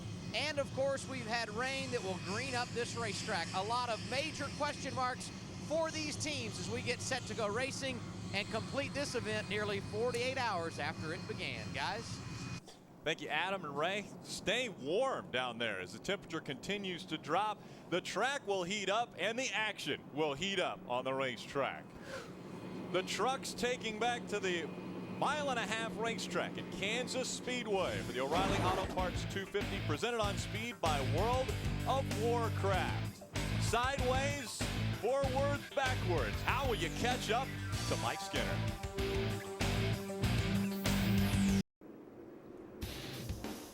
Welcome back to Kansas Speedway. A great sight. The trucks are on the racetrack moving around. Everyone following the 5 of Mike Skinner. Let's take a look at our Z-Max track description of this mile-and-a-half racetrack. As you can see, mile-and-a-half, 15-degree banking in the corners, 10 degrees on the front stretch, fairly flat, 5 degrees on the back stretch. The key to this racetrack is it's matured over the years. I think this racetrack opened in 2001. Multiple racing grooves here. Again, green racetrack because of all the rain we've had, but it won't take a matter of just a few moments, I think, before this groove will widen out and we'll see some great side-by-side action. We did see some of that on Saturday in the first 52 laps of this race. Again, it's a 167 lap race as we look at our World of Warcraft race analysis. And like Ray said, it's really a 115 lap race now. Right. Everyone's starting from scratch, everybody full of fuel. When we got the trucks on the racetrack, we had 115 laps to go, so essentially it's a 115 lap race. And when we look at the pit window, on the outside we see the number 57. You could make it on one stop from this point. But we know we're going to stop in 30 laps, so that's the key. That's going to throw that out of the window. As you can see, Todd Bodine and his guys, as Ray was talking about, all the work that they're going to have to do to this truck. On lap number 10, Todd Bodine was on the inside of Timothy Peter, and the problems, well, resolved after that. Let's take a look. Very early in the race, Todd was on the inside of Timothy Peters, just like we saw Ricky Carmichael very early in the race. On the inside, these trucks lose a lot of downforce. There he is right there. You could hear him get out of the throttle because he got loose. He saved it twice, and then right there it gets away from him, and he noses into the outside wall. All that damage, they go behind the wall. They cut off the front end. It's a great looking truck, though, isn't it? That Ventrilo, new sponsor. Great to have them on board. They're on board, I think, for 3 races with Germain Racing and keeping this 30 on the racetrack. We've documented his troubles this year, sponsorship woes, and fortunately they've been able to keep on the racetrack, and actually when they took the green flag was technically our point leader. Right. Here we're seeing a live shot of the crew working on the truck right now. Earlier today when it was on the grid, Ray Dunlap took a look at this truck and gave us a tech tip. Let's look back. Okay, so the plan for Todd Bodine and his team from the 30 truck is to get out and get as many laps as possible. But he at first is going to find out if his truck is able to keep minimum speed. And once he does, there's a lot of work for the team to do. Now here's the thing, they want this tire to be cambered a little bit more. So right here where the upper A-frame is, they're going to try to move that in a little bit to gain some camber here. But look, there's a problem over here. See how close the upper A-frame is already to the headers, so there's not a lot of space there. Why do they need to gain that camber? Well, check at the lower A-frame. See how much bend there was to this? There was a pretty serious impact to this number 30 truck, and you'll notice they've cut away all the pieces to get the nose off of this truck. If they are able to keep minimum speed, they may come back into the garage and put a complete new hood and nose piece on this thing to try to give Todd a little better aerodynamics. And again, that was moments ago that Ray was reporting on that and what they were working on. They did come onto pit road. You see Gabby DiCarlo also on pit road as you see Todd Bodine pulling off of the pit road and back onto the racetrack. And again, he wants to see if he can make minimum speed with the truck the way it is now. Now he will have absolutely no downforce on the front of that truck. Yeah, right now Todd is 39 or 40 laps down, so he knows that he's not going to be able to make any ground up other than through attrition. So if he can make minimum speed, then he won't spend all the laps behind the wall putting that new front end on.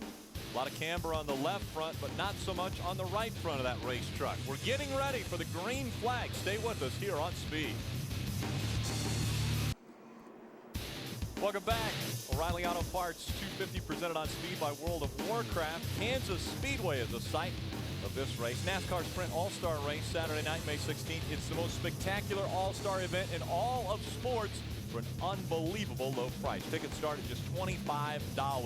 Call 1-800-455-FANS, or you can buy online at LowesMotorspeedway.com. You know, I think that's always been a great event. But when they put that thing at night, when they put lights up and they started running that race at night, and it's on Speed Line, what a huge weekend that is. Not only just that event, but so much going on that entire weekend. We'll be there the night before for the Camping World Truck Series. That's right. There's actually a free concert. OAR will be playing, I think, on Wednesday night. So a big week in the Charlotte area, going in conjunction with the All-Star race under the lights at Lowe's Motors Speedway. Let's head back trackside to Ray Dunlap. Well, thank you, Rick. You know, most of the crew guys here in the garage area have been here in Kansas since last Thursday, but a lot of them weren't able to stay, and I want to introduce you to one guy. This is Chris Brook right here. You notice this? He's ready to go, right? Not normally on the pit crew, though. He is the pit crew coach for this team, Roush Racing and the Conway team.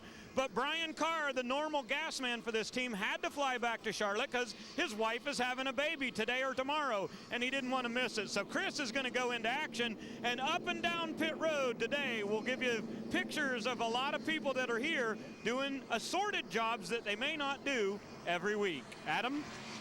And of course, you have to have a crew if you're going to be successful in NASCAR. Kyle Busch, the point leader entering, has lost the point lead because he didn't start this race. He was racing in Talladega over the weekend. Brian Eichler making his first start this weekend, and he's got the help of some interesting pit crew guys, David Smith-Tilley and Kyle Petty, changing and carrying tires yesterday for Brad Keselowski in that Mikosuke vehicle that went to victory lane at Talladega. They're hoping to bring a little magic to Eichler in his first truck start this weekend, and he's running second as we get set for the green flag here in Kansas.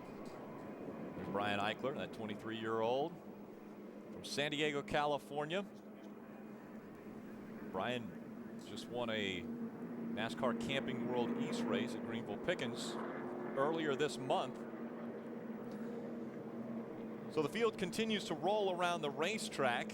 The lights are still on the pace truck, so we're not going green just yet.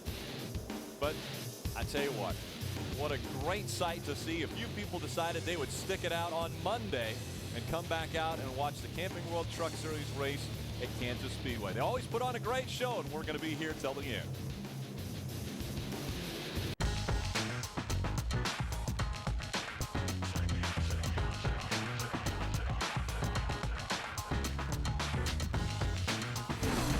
Welcome back to Kansas Speedway. Serious faces on those drivers because we're ready to get back underway. Mike Skinner out in front of Brian Eichler.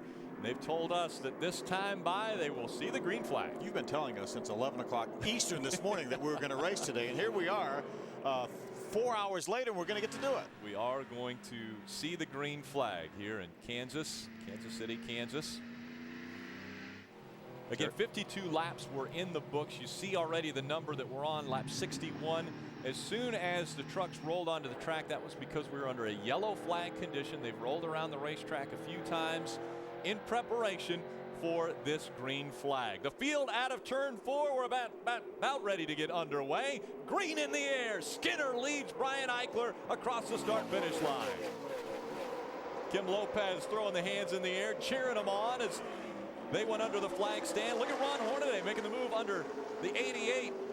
Matt Crafton on the high side. What a huge surprise. Ron Hornaday passing somebody on a restart. Now he's going for second on Brian Eichler. It looks like he may have it. Taking that position away. Brian Scott to the inside of the 88. We ride along with Terry Cook, and he sees that battle for the top 4 spots. Terry told me his truck was so good on the outside, he really hoped that the outside groove was going to be there, but he's going to make this pass on the bottom of the racetrack. Terry Cook trying to get by that 88. Looks like Matt Crafton right now has his hands full with that 88 when he goes through the turns. Drives it hard down into turn number 1. Terry stays right on the bottom of the racetrack. Here's Matt right here. Is Menard Chevrolet. You see Johnny Benson nosing up there trying to get underneath him. Terry Cook makes the pass, takes over 5th. What a great sight and sound. Trucks running around this mile-and-a-half racetrack at speed. There's Johnny Benson with a big run as he goes by Colin Brown and now tries to get by that 88 of Crafton. I think that answers the question whether the outside groove is going to come in or not. Looked like it was in there just right for Johnny Benson.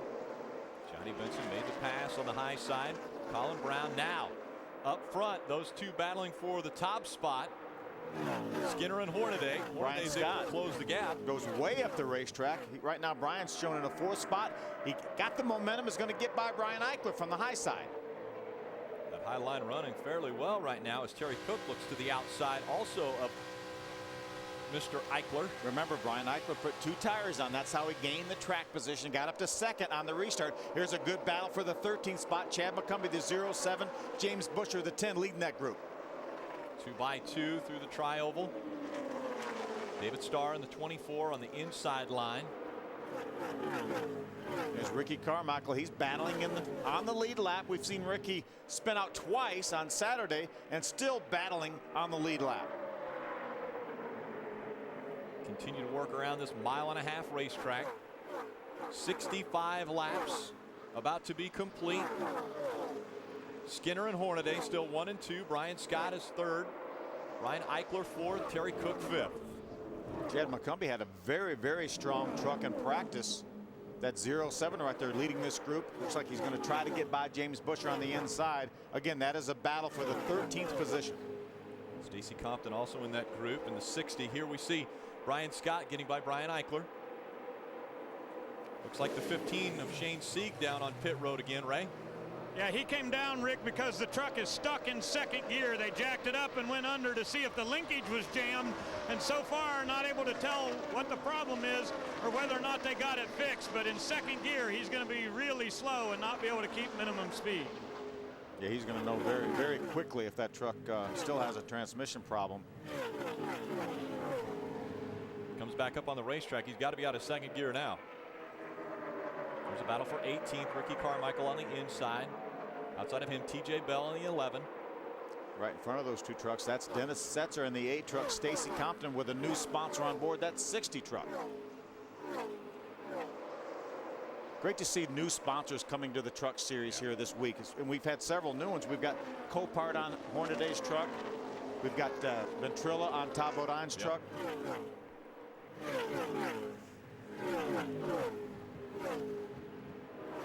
Still a battle between TJ Bell and Ricky Carmichael. Safe Auto is a sponsor on Stacy Compton's truck, the 60 truck. Yep.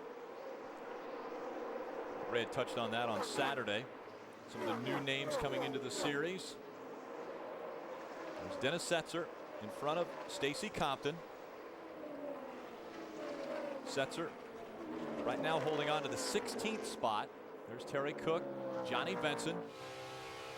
This is for 5th. Terry Cook holding the spot. Johnny Benson trying to get up behind him. We saw Todd Bodine on the bottom of the racetrack. Again, he's trying to get up to minimum speed so he can stay on the racetrack. You get one shot at it. Yeah, NASCAR will determine the minimum speed, and that's a percentage of the top speeds. They just don't want anybody to go around there so much slower that they become a hazard on the racetrack. There on the left side of your screen, Matt Crafton holding on to the 7th spot. What's happening with him, Adam? And you may remember he started 3rd when we went back under the green flag just a few minutes ago, Rick, but he slid back. He came on the radio and said it just won't fire off. It's not good at the beginning of a run. Very similar to what we saw out of him here on Saturday. He qualified 14th, dropped back, rallied to the top 5. I would say the longer the run continues, the better the 88 will be, and that means he may have to wait till late in the race because we're just a handful of laps away from a competition caution right now.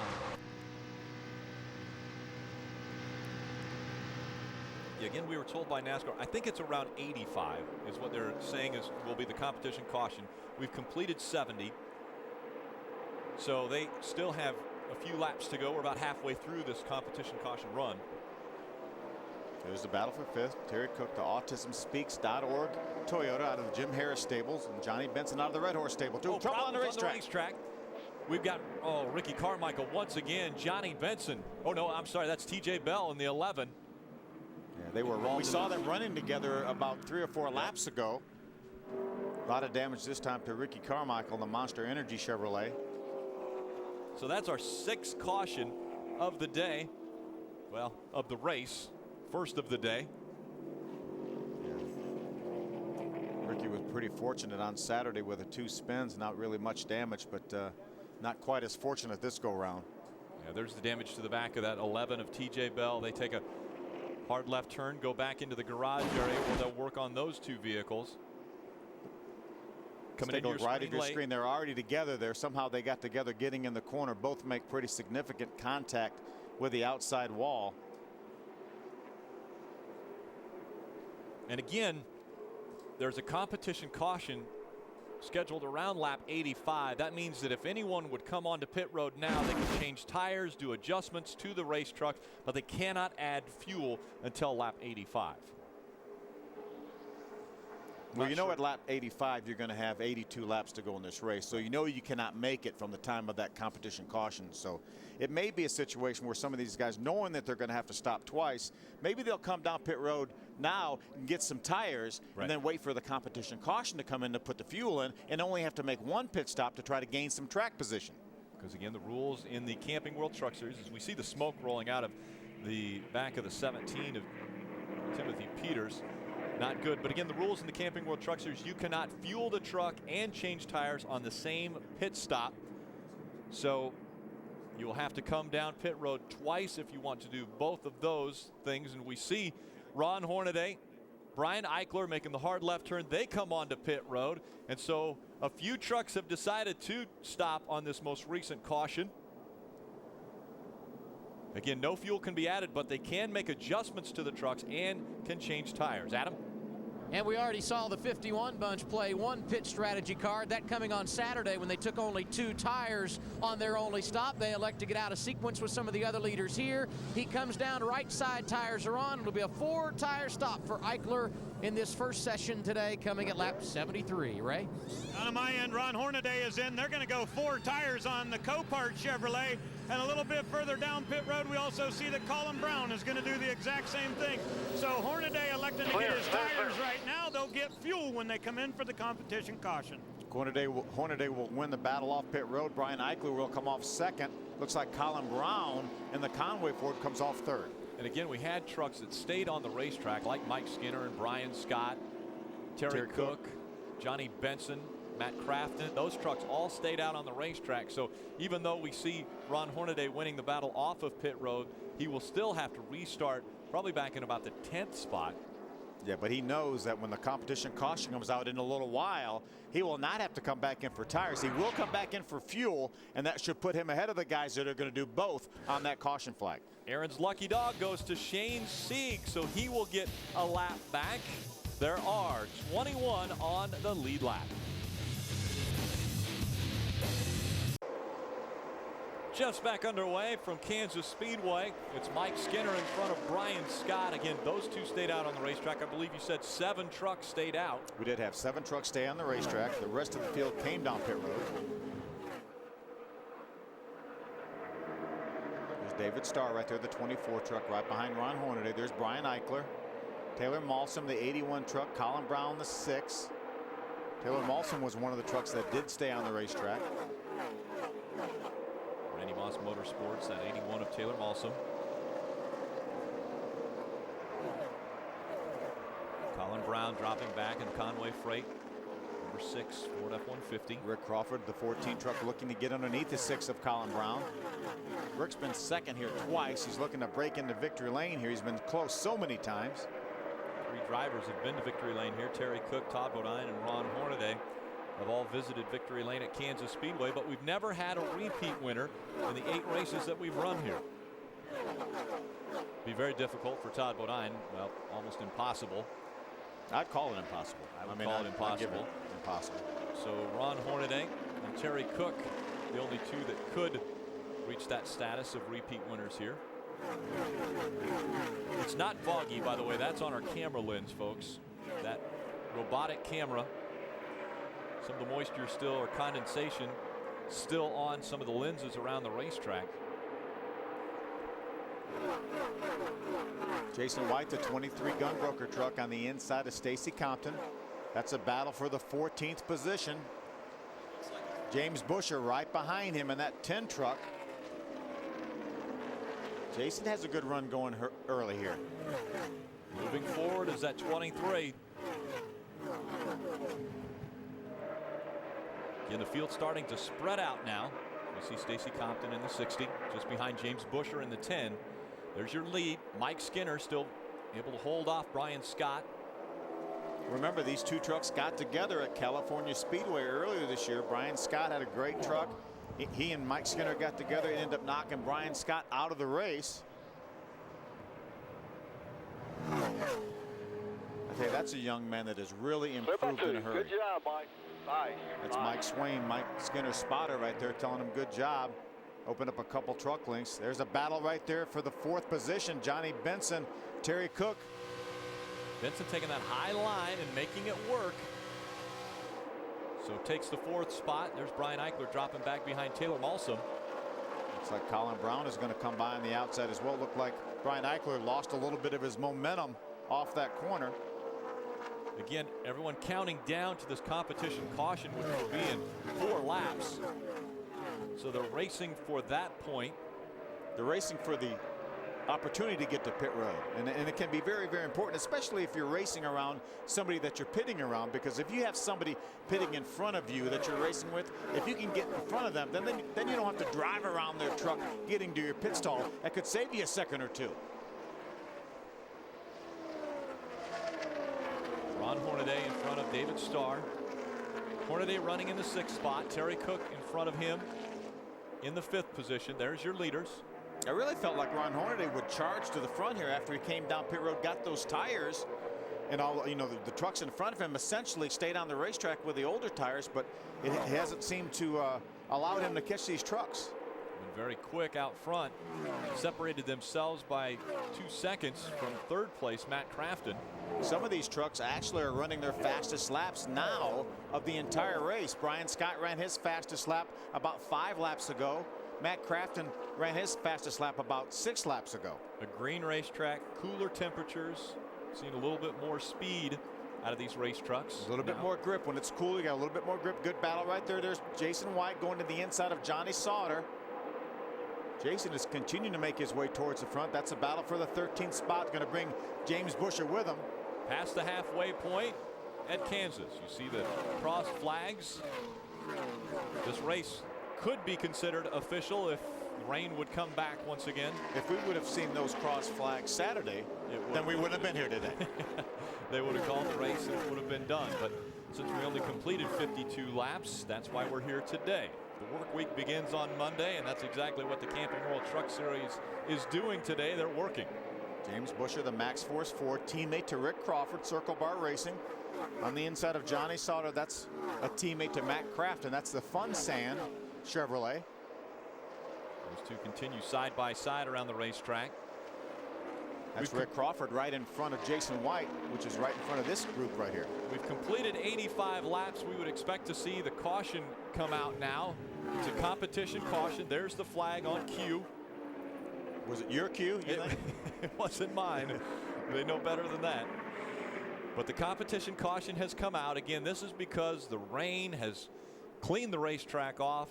They want to make sure everyone has an equal opportunity on the racetrack. So now the competition caution has come out. They can come on. They can add fuel to the race trucks. They can also change tires. They just can't do them both on the same stop. And I think we're going to see a lot of the guys that came down that last caution flag. They're going to come down here. They're going to put fuel in it. But I don't think they're going to come back for tires unless their trucks are really not handling very well. And then they will have track position over some of the guys that are going to make 2 pit stops that may have stayed out, the 7 trucks that stayed out the previous time. But these tires are really, really running fast laps. So I'm not sure that they're going to necessarily do that. Our Aaron's lucky dog goes to Shane Sieg in the 15. He'll get a lap back now. It means he's only 3 laps down to the field. Now, Phil, we had a situation where they're able to fill the trucks full of fuel before we restarted. We've run 30 laps. Will they need 2 cans of fuel, or could they do it on just 1 can of fuel to top it back off? No, they're going to probably need 2 because we can go 52 to 57 laps. So they're probably going to need 2. And you want to make sure you get this thing completely full because you never know when you're going to have to make a long run. So, you know, it's not going to take an entire second can, but they may have to plug it in. Jam these things packed with fuel. Get it back on the racetrack. Here comes Mike Skinner as he will lead the field onto pit road. Right behind him, the battle is between he and Brian Scott that was on the racetrack, and now we're on pit road. Adam. Matt Crafton going to be the first to hit his pit stall, running in the 3rd position. Track position is a concern. They will go right side tires, and they will also make a chassis adjustment to help his truck, which is tight in turns 1 and 2. And then you have got Brian Scott coming down pit road. They're just going to put in fuel, make a chassis adjustment. He is tight. They will not get tires, Ray. This will be a double dip situation for Mike Skinner in the Bad Boys Mowers X-Side truck. They're going to put 4 tires on for him, but he'll have to come back in to get fuel the next time by. Skinner is away, but remember, Colin Brown and Hornaday pitted just 10 laps ago. They got their fuel now, so our running order will be very different when we get ready to go back to green. Just take a look and see what happened to the 90 truck of Gabby DiCarlo. I'm sorry, Matt Crafton, the 88 truck, the Menard Chevrolet. See, they're putting right side tires on. They drop the jack. Matt takes off and stalls it. Then they have to get him going again. Adam, what's going on with that 88 truck? Well, the thing that I wanted to mention, Phil, is that they will come back for fuel, and there's a lot of interesting strategies. They went right side tires only for track position, but Brian Scott, who is right around them on the track, not coming back in. They elect for no tires here because they want track position. They just went with fuel and a chassis adjustment. So pit strategy is going to be paramount here at Kansas Speedway as Brian Scott has come onto pit road for fuel and not coming back for tires.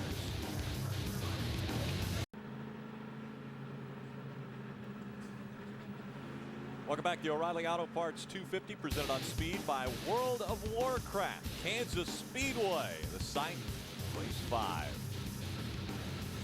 Brian Scott opts to do fuel only on this stop. No tires for him. So that means that he will be in front of the field. Let's see if tires play an important role. The Sprint All-Star Race Saturday night, May 16th. The most spectacular all-star event in all of sports. Tickets just $25. Call 1-800-455-FANS, or you can buy your tickets online at Lowe'sMotorspeedway.com. I'm telling you, that is an incredible value for $25.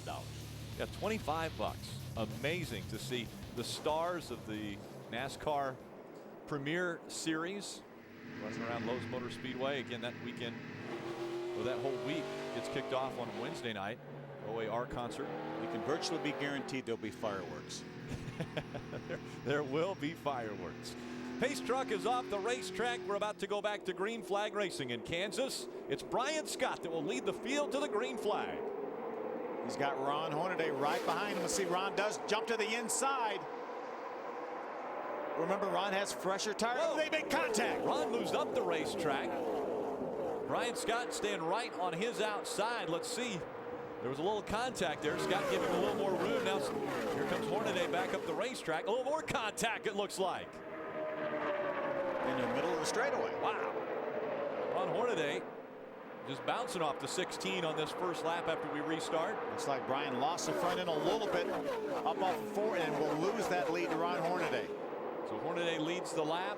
Brian Scott running second. 3 wide across the start-finish line, battling for spots. Mike Skinner. Here comes the 88 with Matt Crafton to the inside. Boy, Matt really had a run off of turn number 4 there. He was able to get by the 2 trucks that Skinner was racing 3 wide with. 2 or 3 wide back behind him. There's Johnny Benson, the 1, Terry Cook in the 25. Remember, those guys were battling up in the top 5 not too long ago. Johnny Benson just in front of Terry Cook. We're riding along with Terry in the AutismSpeaks.org. Both of those trucks, remember, stayed on the racetrack. Brian Scott is the only truck that did not get tires on the last 2 caution flags. And we'll see how that fares for him as we continue on with this run. There goes Mike Skinner looking to the outside of Jason White. Jason's going to ease up the racetrack. He leaves him some room up there. Remember, Skinner was our leader when the competition caution came out.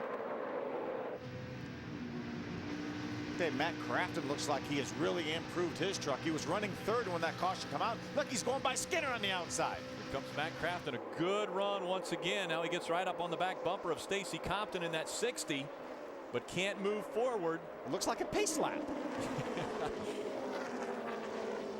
Double file through 1 and 2. Matt Crafton said, please go, Stacy Compton. Please get in front of these guys. Adam Alexander, what's Matt Crafton talking about? Bud Hafley, his crew chief, told him when we were set for the green flag a moment ago, leave nothing on the table. There's weather in the area, and you need to get to the front. Running at the top 5 when this day began, he finds himself in 8th. But as you guys mentioned, he is on the move. I think if he could just get by Stacy Compton right now battling side by side with Mike Skinner, he may be able to drive up and catch that next group. Now looking to the outside. That's a very high line here at Kansas Speedway. See if he's able to get by Stacy Compton. There's Terry Cook, the autismspeaks.org Toyota. He said his truck was extremely good on Saturday on the high side. There, Crafton sees an opening. He goes high around Stacy Compton. Compton gets a little loose. Into the wall goes Terry Cook. Terry Cook was in the wall. He was going to try to follow Matt Crafton around Stacy Compton. He made some pretty good contact with the wall. He stays on the racetrack. Yep, you see the damage to the back of the 60 of Stacy Compton. Looks like a bumper bar has come off the back of that truck. Looks like not quite yet. You know, Terry was behind Matt Crafton. Looked like he, sometimes it's really hard to see through the back windows of these trucks. It looked like Terry may even have lost his view of where he was there on the racetrack coming off that corner. It looked to me like Compton got just a little bit loose, moved up the racetrack, and that put Terry Cook right into the wall. Might have forced him right into the fence there. We see side-by-side racing continuing now. Crafton slowing in the high line. James Buscher's going to go by him. Let's take a look at what happened there. Watch, Matt Crafton goes to the outside of the 60 of Stacy Compton. Watch Terry Cook there in the 20. There's a 60 getting loose. Look, Terry just went up there to avoid the 60 truck, and then the 60 comes up and forces him into the outside wall. Take another look at how that looked. Coming right at us. Yeah, Stacy gets a little bit loose, and Terry was trying to avoid him, made contact with the wall, and then Stacy continues to get loose and forces Terry into the wall again. Now we're going to ride along with Terry. Watch this now.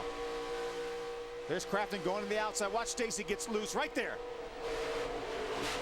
Terry got his right sides in the loose stuff trying to avoid Stacy, and then Stacy essentially was out of control. Here's Rick Crawford's on board. Take a look right side of your screen.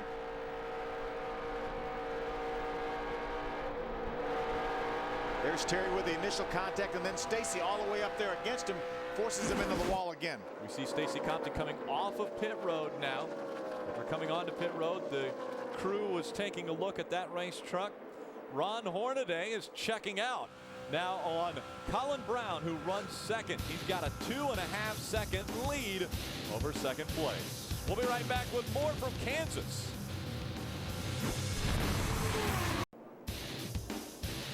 Welcome back. Under our 8th caution of the race, it was Terry Cook who got into turn 2, the wall in turn 2. Oh, and he rolls off the jack as they were working on that. Let's take a look riding along with him. Yeah, looks like Terry cut a tire down there. It was a slow leak. At least it didn't blow out. It deflated, and he got into the outside wall a little bit. Remember, his damage was done off of turn 4 earlier when he had to try to avoid Stacy Compton. Here comes some of the trucks back onto pit road. Adam. And Brian Scott not getting tires since we went green today. That means they're going to come down here, put 4 tires on it. Right side tires are on for Scott. They moved to the left side, and this was one of those situations where they almost had to try it because they were going nowhere fast despite the fact they had the lead on that last restart. So 4 fresh tires for Brian Scott. We'll see if those will benefit him when we go back to green flag racing. The 60 of Stacy Compton gets the Aaron's lucky dog. That will make it 19 on the lead lap. Welcome back. O'Reilly Auto Parts 250 presented on Speed by World of Warcraft. Again, the most recent caution coming when Terry Cook cut a tire and gets into the turn 2 wall. So that brought out the 8th caution of the race. We had a competition caution earlier today on lap 86. This most recent caution came out at 102, and we've completed 103 laps coming up on lap 104. Hey, that 51 truck right there, that's one I want to think about. That's Brian Eichler. Remember his first ever start, this 23-year-old from California, doing a terrific job. And this is the same truck, obviously, that Kyle Busch typically drives. You can see right there his high of second, currently running third right now, doing a great job. Adam, what's going on with that team? I would say mature beyond his years is the best way to describe Brian Eichler. And being around him in the garage this weekend, he has handled himself very well given the circumstances, filling in for the guy who was the point leader entering the weekend. He's got Tom Busch, Kyle's dad, on the spotter stand, and his feedback about what this truck is doing and where they need to go has been very good. He's matched with an outstanding veteran crew chief in Doug George. I would say an easy A- on his debut in the Truck Series. Your thoughts, Phil? I'm telling you, he's doing a terrific job. A lot of talent there, Adam. You can see right here, this is the 51 truck. Left side, this is with Kyle Busch. 35 starts, 8 wins, 25 top 10 finishes. Without Kyle Busch coming into this race, 15 starts with only 1 top 10 finish, and it sure looks like Brian Eichler is going to make that number 2 this time, maybe even better than a top 10. But a terrific talent. He won 3 races in the Camping World West Series. He has now won 4 races in the Camping World East Series. Going to also do some ARCA Remax races this year. A lot of talent in that young man. Speaking of talent, Ron Hornaday leading this field, right? And when he starts on the pole, a lot of times that's bad news for the competition. A year ago, he started on the pole and won this race. This weekend started on the pole, and he's back out front. New sponsorship from Copart, and they wanted to know, should they come in and get fuel? Rick Wren said, absolutely not. We can't make the distance. But, guys, I will tell you, Brian Scott did pit for fuel, and he may be trying to go all the way. Green flag back in the air. Ron Hornaday with Colin Brown right behind him. Brian Eichler holding down that 3rd spot. Mike Skinner 4th, and Johnny Sauter with a good run right now, running 5th. Chad McCumbee back in 6th. Taylor Malsom is 7th. Johnny Benson, Matt Crafton, and James Bush will round out your top 10. So we've got quite a few in the top 10 that would be first-time winners if they were able to get to victory lane, and that would keep the sweep going for the whole weekend in NASCAR. That's right. There's 14 right there. Rick Crawford, he changed a carburetor on this most recent caution flag. Lost a lap. Just now trying to stay in position to get the Aaron's lucky dog if we get another caution flag. Nobody can make the distance from here. Everyone will have to stop at least one more time.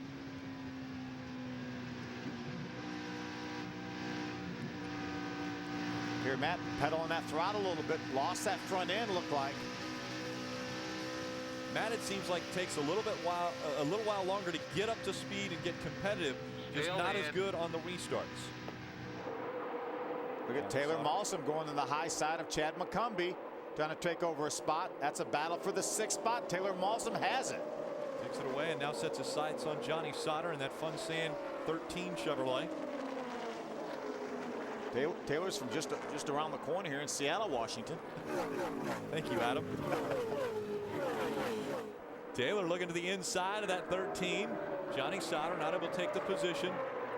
Johnny Benson behind Taylor Malsom now. Now to the outside, Taylor Malsom goes. Looks like Malsom, the man on the move, right?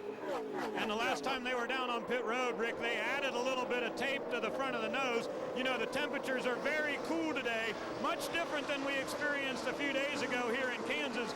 And Taylor said, boy, that little bit of tape really gave me some nice downforce. I'm able to roll through the center of the corner. He's really liking that 180 race truck right now. That little bit of tape really helped it roll the center. Adam? And a minute ago, Phil, you said no one can make it from here on fuel, and Jason Miller, the crew chief for David Starr, hopes to prove you wrong. They topped off at lap 103 in hopes of being able to go the distance. They are thinking fuel conservation, and that perhaps the reason why David is not running too aggressive on track. This would certainly be the outside edge of a pit window, but that's the thought process right now, the guys in the 24 pit. Yeah, that would be a long way, Adam. That would be 64 laps, and most of the guys in the garage area, the crew chief said about 58 is the outside. That's why we set our pit window somewhere between 52 and 57. As you can see, Johnny Benson going by Brian Eichler. Taylor Malsom has already got by Brian Eichler. Taylor Malsom now has moved up to the 4th position. Taylor Malsom up into the top 5, running 4th. Johnny Benson behind him in 5th. It's still Hornaday out front of Mike Skinner now taking over 2nd from Colin Brown. Colin Brown drops back to 3rd. You're by 1 on the 16. You're by half on the 16. And Crawford came onto pit road. They changed the carburetor, so he is a lap down, trying to stay the highest scored truck. Not on the lead lap, so he might be able to receive the Aaron's lucky dog at the next caution. It looks like that has fixed that problem, because Rick, right now you can see him go down the straightaway. He is not having any trouble right now down the straightaway. Brian Scott right behind him in the 16. Brian Scott running 11th. That higher line seems to be moving just a bit better. Here comes Busher to the inside now. Teammate James Busher going by on the inside. Dennis Setzer in the 8, down on the bottom of the racetrack. David Starr. Oh, and the caution has come out once again. That is Terry Cook once again in the 25. They must have had a rub on that right side to cut a tire once again. Yeah, they had to. And that's probably what put him in the wall on our most recent caution flag. And more than likely, the tire was still rubbing on the right front. Looks like Terry did a little bit more damage to that AutismSpeaks.org Toyota. Now, Phil, everyone's within their. They would be within their pit window as far as fuel. They could make it to the end of this race if they would come in and top off with fuel. But David Starr, thinking that he has an advantage, if he stays out and we get another caution, that might be able to extend his length of fuel mileage. Yeah, I don't think they need to take that chance. So I think David Starr needs to come down pit road, make sure he has enough fuel to get to the end. If he wants to forego putting tires on, great. But I think now he needs to get to pit road. There's no sense, really trying to push the edge of the envelope when you have an opportunity to come to pit road. You see the extensive damage to the right side of that 25 AutismSpeaks.org Toyota Tundra. You can see right there the right front tire goes down. Absolutely nothing a driver can do about that when the right front tire goes like it did on Terry. Terry had finished on the lead lap here the last 7 races, and unfortunately not gonna happen today. He's running at the end of all 8 races that have been run at this racetrack, and it doesn't look like that streak will continue for Terry Cook. Great job by Jim Harris and all his folks to put AutismSpeaks.org on that truck right there. It's all about early detection. Yep. And that's a website and a source for people to learn about autism and what direction they need to go in. Autism Awareness Month is April. As we're winding down with this month, Aaron's lucky dog goes to Rick Crawford, so he will be back on the lead lap. That will mean we have 18 trucks on the lead lap, of which Rick Crawford will be 18th when we restart. Who will come down on pit road now? You would think the entire field as they get into their pit window. The first one to make that decision will be Ron Hornaday. I'll bet you he comes. The pit road is open, and everyone taking the hard left turn. The field following Ron Hornaday onto pit road. Adam Alexander. And the first to hit his pit stall down here running in the top 6 is going to be Brian Eichler. We talked about what a nice job he's doing moments ago. Unfortunately, the truck has gone loose. They will fuel it here and also make a chassis adjustment to help the handling. Down to Ray. Be interesting on this end of pit road to see what goes on. Hornaday says, I need tires down 1/2 pound in the right rear, but Mike Skinner is getting fuel only, but he stalled his truck. Skinner is going to be the first one off of pit road with the 16 following him, but Hornaday getting 4 tires will give up first position on the racetrack. He's going to lose about 7 or 8 spots here, maybe more. Taylor Malsom right behind him in the 81 rolling off right behind Hornaday. And they can't reach that. They can't go out to get that tire until an official allows them to go get it. Yeah, that could incur a penalty though for whoever's team that was. Depends on what happened to that tire. How it got out there. Tough, close situation for the 81 of Taylor Malsom. He started to leave his pit. The 90 of Gabby DiCarlo, who was pitting right in front of him, turned in just as Taylor was about to leave, and he had to slam on the brakes to avoid running into Gabby. Let's see if we can take a look back at what happened to Taylor Malsom. See him now. He's right there, second in line on pit road. Watch the 90 coming, Gabby DiCarlo. Taylor starts to take off, but really heads up action right there. Avoided that 90 of Gabby DiCarlo. So the wheel rolls out onto pit road and across pit road. A infraction may be coming for Taylor Malsom. We'll wait to find out from the NASCAR officials. When we come back, we'll line them up. Let's take a look at today's Stay in the Game with Just for Men hair color moment. It has to be Todd Bodine. Lap 10, catches it once, catches it twice, can't hold on to it a 3rd time. Again, this was Saturday. Right along with Todd, has his hands full. Caught it twice, couldn't quite catch it that 3rd time. So behind the wall they go, and the crew goes to work on that 30 Toyota Tundra. The Ventrilo team working on it and making it, well, almost racetrack ready. It was on the racetrack without a front end. Stay in the Game with Just for Men hair color. That's exactly what Todd has done. That's how you win a championship. You have to run every single lap you can. You have to gain every position that you can. Todd will gain probably close to 10 positions by coming back here today and running all these laps, and that's 30 points. We saw Ron Hornaday lose that championship last season by how many points? I think it was about 7. It was 1 position on the racetrack, basically. If Ron Hornaday could have got by Johnny Benson on the last lap at Homestead, then that would have been, we'd have had a different champion. Yep, exactly. So Todd Bodine staying in the game. Stacy Compton stayed on the track and out in front of this field. Mike Skinner behind him, running second. Brian Scott is third. Johnny Benson fourth. And Brian Eichler will restart this one in the 5th position.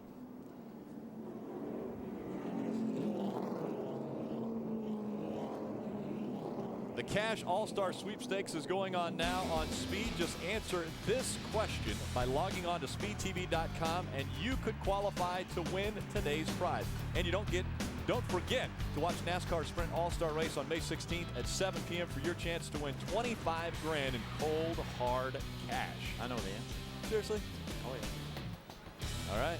Well, they're just giving money away. Giving money away. Log on to speedtv.com today. Register for the Catch the Race, Catch the Cash All-Star Sweepstakes. Ray Dunlap. Well, Rick, you know, it's so interesting with the new rules down here. It keeps us hopping to find out what's going on, but a lot of different strategies playing out. You know, Hornaday comes in as the leader. He'll restart 9th, and right with him during that pit stop was Taylor Malsom. But as you guys documented, the tire got away from the crew, so they only did right sides. They had to come back down here to do left sides and another pit stop for fuel. So instead of restarting right behind Hornaday in 10th, Malsom will be back about 17th. A tough break here on pit road, but lots of different strategies week in and week out. Hornaday comes in as the leader. He'll restart 9th. Right now, Stacy Compton stayed on the racetrack in this caution. We know he's going to have to make another pit stop, but the next 7 trucks also only made 1 pit stop on this caution flag. Green flag back in the air. We have 49 laps of racing to go. We've got a new leader in Mike Skinner. Mike Skinner jumps up front, gets by Stacy Compton on the restart. Here comes Brian Scott in the 16, as well as Johnny Benson. Ron Hornaday was the first truck that got fuel and tires to restart this race, and he restarted 9th, and that's him right there looking on the inside of David Starr in the 24 truck. How about Brian Eichler making the move as well? He saw Johnny Benson get by the 16 of Brian Scott. Brian Eichler moves all the way up into the 3rd position. Impressive debut by that number 51 truck of Brian Eichler. Adam, it looks like there's precipitation on these windshields of the trucks. Are you feeling it down there on the track? Under caution, all the spotters were saying on the radio, we're getting some pretty good sprinkles up here on the spotter stand. And I was just going to say, if you see aggressive driving on track, it's because these drivers know at any moment we could see a caution ending this race because of precipitation. We'll wait and see, but there is definite moisture in the air. Adam, there's some real aggressive driving. Matt Crafton made a nice move down there. Looked like he passed 4 or 5 trucks there with his left sides below the white line. 3 wide. Jason White goes by on the outside. Here comes Taylor Malsom on the outside as they go into turn number 1. Oh, Taylor way, way high. He's going to lose a little bit of ground, but it's going to keep it out of the wall. Keeps it out of the wall. Looks like he keeps the foot in the accelerator as he rockets down the backstretch now, trying to get by Dennis Setzer. We definitely see some moisture here on all our camera lenses. Mike Skinner's call, if we see some more rain, may be a great one, but to only do 1 stop on that most recent caution flag. I bet Mike Skinner right now is yelling, it is raining cats and dogs on this racetrack. Good battle for second right there. Johnny Benson, the one has it. Brian Scott way up the racetrack, right now running 3rd. Trying to get by or catch up to that one. There's the radar on the left side of the screen. It doesn't look like we've got problems. Again, we're right in the center of that bullseye. But as we have seen on the cameras, there is some precipitation in the area, and the spotters are calling as well. Now the caution flag comes out, and I believe it's for precipitation. This is our 10th caution of this race. Well, that certainly puts Mike Skinner right now in the driver's seat. If we're not able to get this race restarted, he will be our victor. We are past halfway. This will be an official race.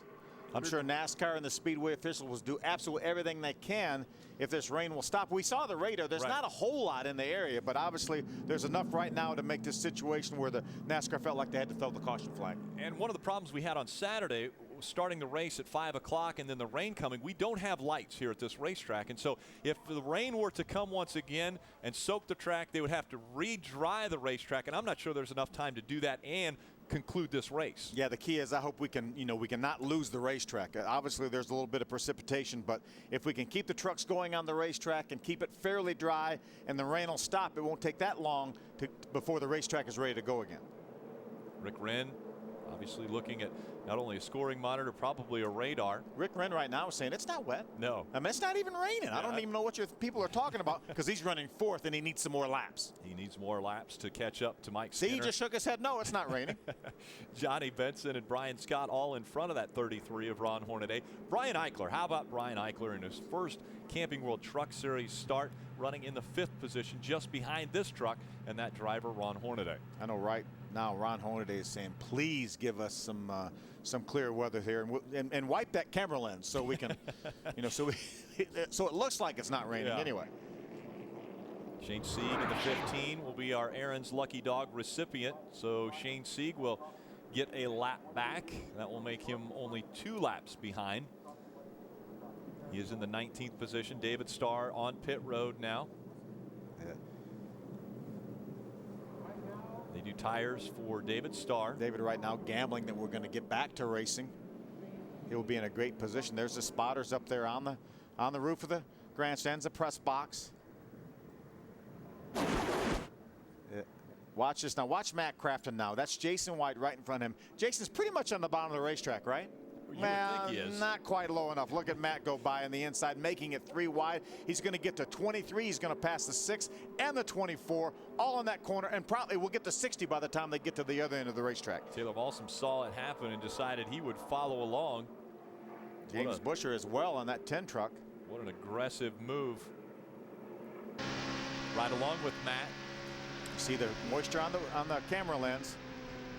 Look at, he said, move up a little bit, Jason. Just give me about half a lane. That's all it took, and then he passed about 5 trucks.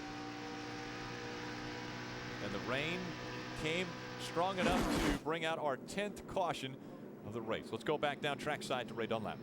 Well, thank you, Rick. I'm up on the pit box right now with crew chief for Mike Skinner, Eric Phillips. Now, I know you've been studying chassis for a long time, but did you study meteorology in school? I've been trying the last 2 days. I've been up here on my phone watching this weather. It's been around us the whole time there.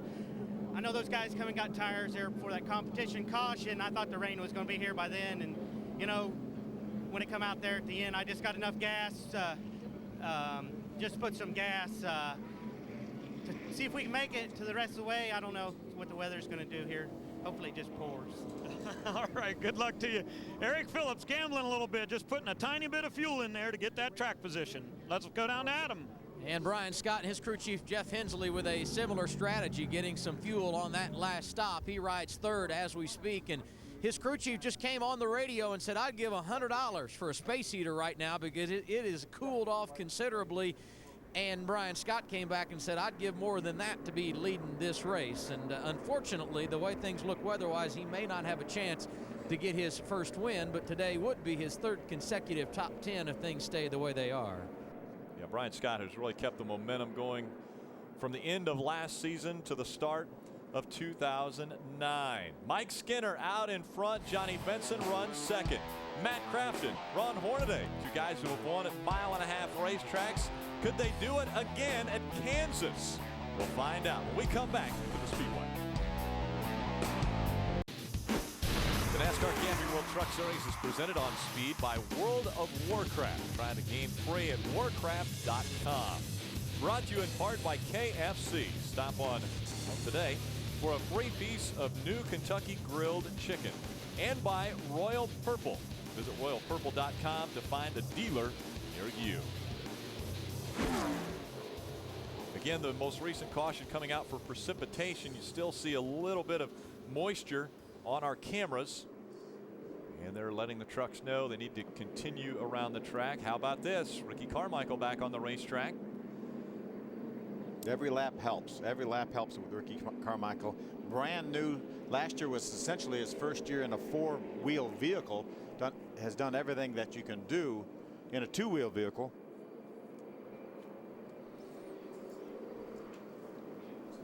Really doing a nice job, though, and really learning, and Kevin Harvick is giving him an opportunity to run some ARCA races. Whenever he can put him on the racetrack, KHI is doing it. It's time to take a closer look into our camping experience with Camping World's Destination Recreation. It's Camping World's Destination Recreation. Thank you. You know, at Camping World, they'll drive you around the lot so that you can pick out your absolute favorite motorhome. Is it a Class C unit or is it the Mac Daddy Class A? Well, maybe you're not quite ready to commit to purchasing a motorhome. Well, guess what? They actually have a rental program from coast to coast, and you can even get it going one way. You want to start out in New Jersey and end up in Florida? No problem, they can do it. And starting at just $19.95 a day, you can find out if RVing is just right for you.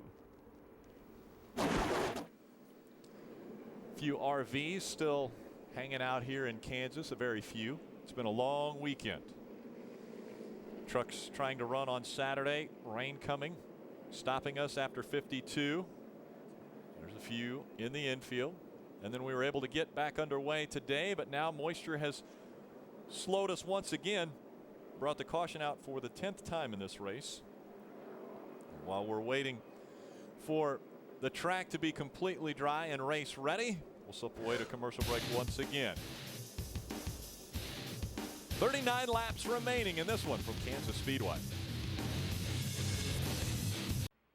Brand new car and that brand new sponsorship, Jurassic Park The Ride, on board the number 24. The Jurassic Park car was bad to the bone. It was, they were in different zip code. It was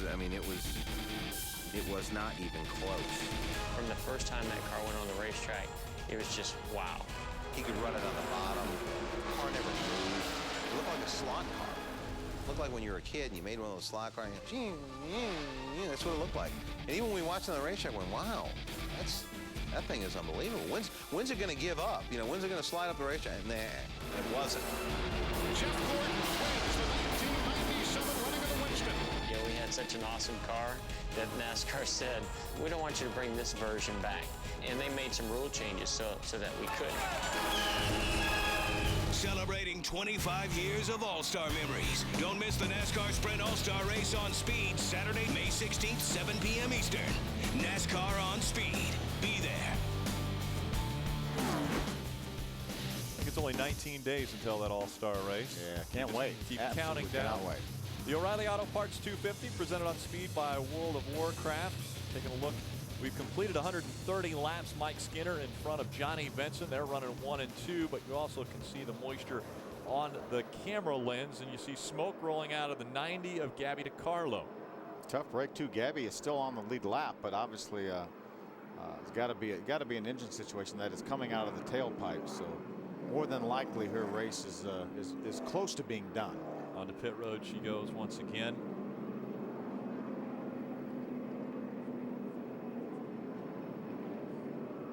A lot of smoke rolling out the right side. Pipes to that 90. Let's take a look at today's Advanced Auto Parts save of the race. About Terry Cook in this 60. With 25, excuse me, up against the wall. He had the 60 in front of him, Stacy Compton. Yeah, Stacy got a little bit loose, and Terry had to move up way up the racetrack to avoid him. Got the right sides up and the loose stuff, the marbles up there, and got it on the wall. And then Stacy got even more loose and forced him in the wall again. There's the damage to the right side of the 25 of Terry Cook. Save of the race brought to you by Advanced Auto Parts. Keep the wheels turning, and the wheels are turning on our jet dryers now. As we see, looks like Gabby DiCarlo is going to call it a day. They'll push that truck back behind the wall. And we're also hearing that the trucks are being brought onto pit road. The entire field will come onto pit road while they continue to try to dry this racetrack. Let's go back trackside to Adam Alexander. And as they bring the trucks down pit road, that means Jeff Hensley, crew chief for Brian Scott, will get to visit with his driver shortly. And you know, this will be your 3rd consecutive top 10, so you can't be upset about the way you're running, but I would guess you guys are hungry for more. Yeah, I mean, we thought we had a really good truck there Friday in practice and qualified pretty good. And then Saturday we were really good there, but we're really good on long runs. And man, if we could go green from right here all the way, I would love to see it. Go green. We need about 30 laps to really get even, and about 20 more to really get better than what the other guys are. So, but Brian's doing a heck of a job in this Albertsons Toyota, and I just want to thank him and all the Scott family and all the guys back at the shop to give us the opportunity to do this. It's a lot of fun. How tough is this weekend been on you, not the length of it, which has, I think, been a challenge for everyone, but we haven't been out here when it hasn't had the wind blowing at least 20 miles per hour. Different weather conditions Friday and Saturday in the day, completely off of what we've seen the first 2 days. Well, I mean, the biggest thing was, you know, Brian had a really good feel there Friday and realized that the wind was really upsetting our truck down in turn 3 and 4. So we concentrated on turn 1 and 2 most of the day and got our truck really good.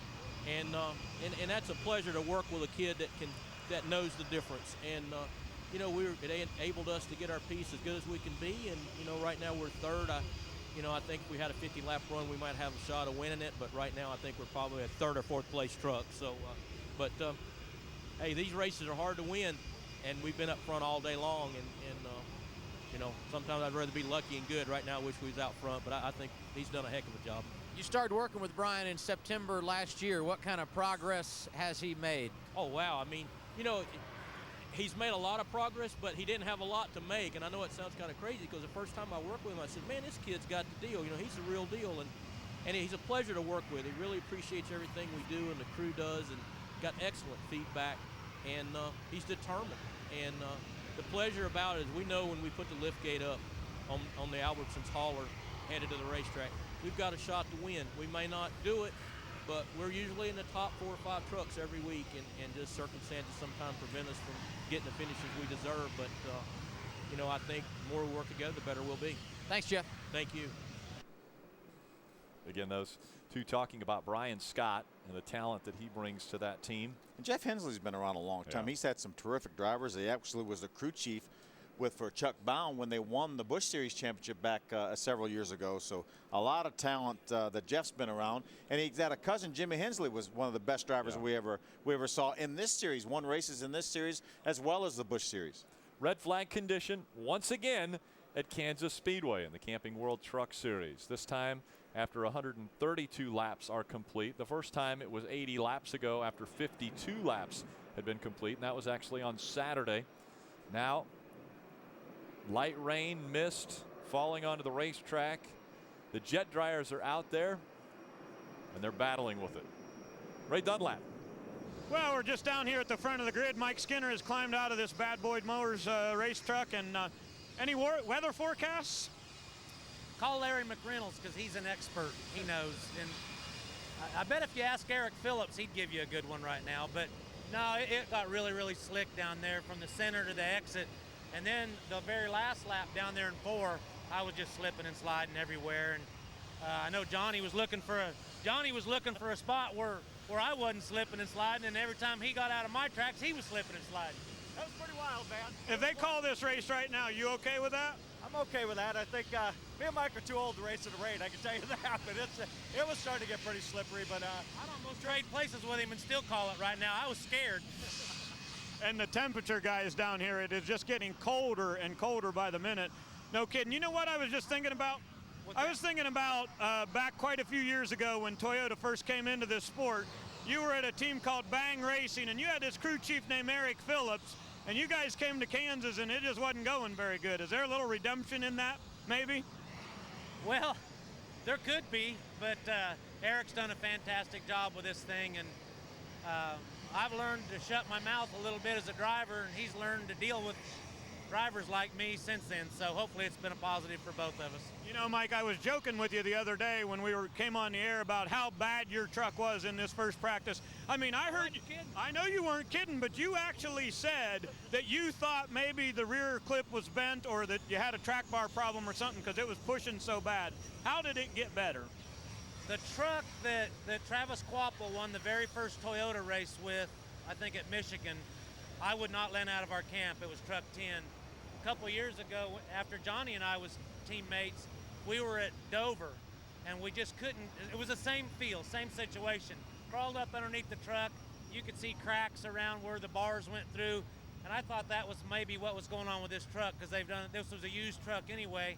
And then they've done a lot of testing and 7-post stuff, and they've bent this truck a lot on the K-rig. So I was up under there looking for cracks. I couldn't find any, so driver kind of ran out of excuses.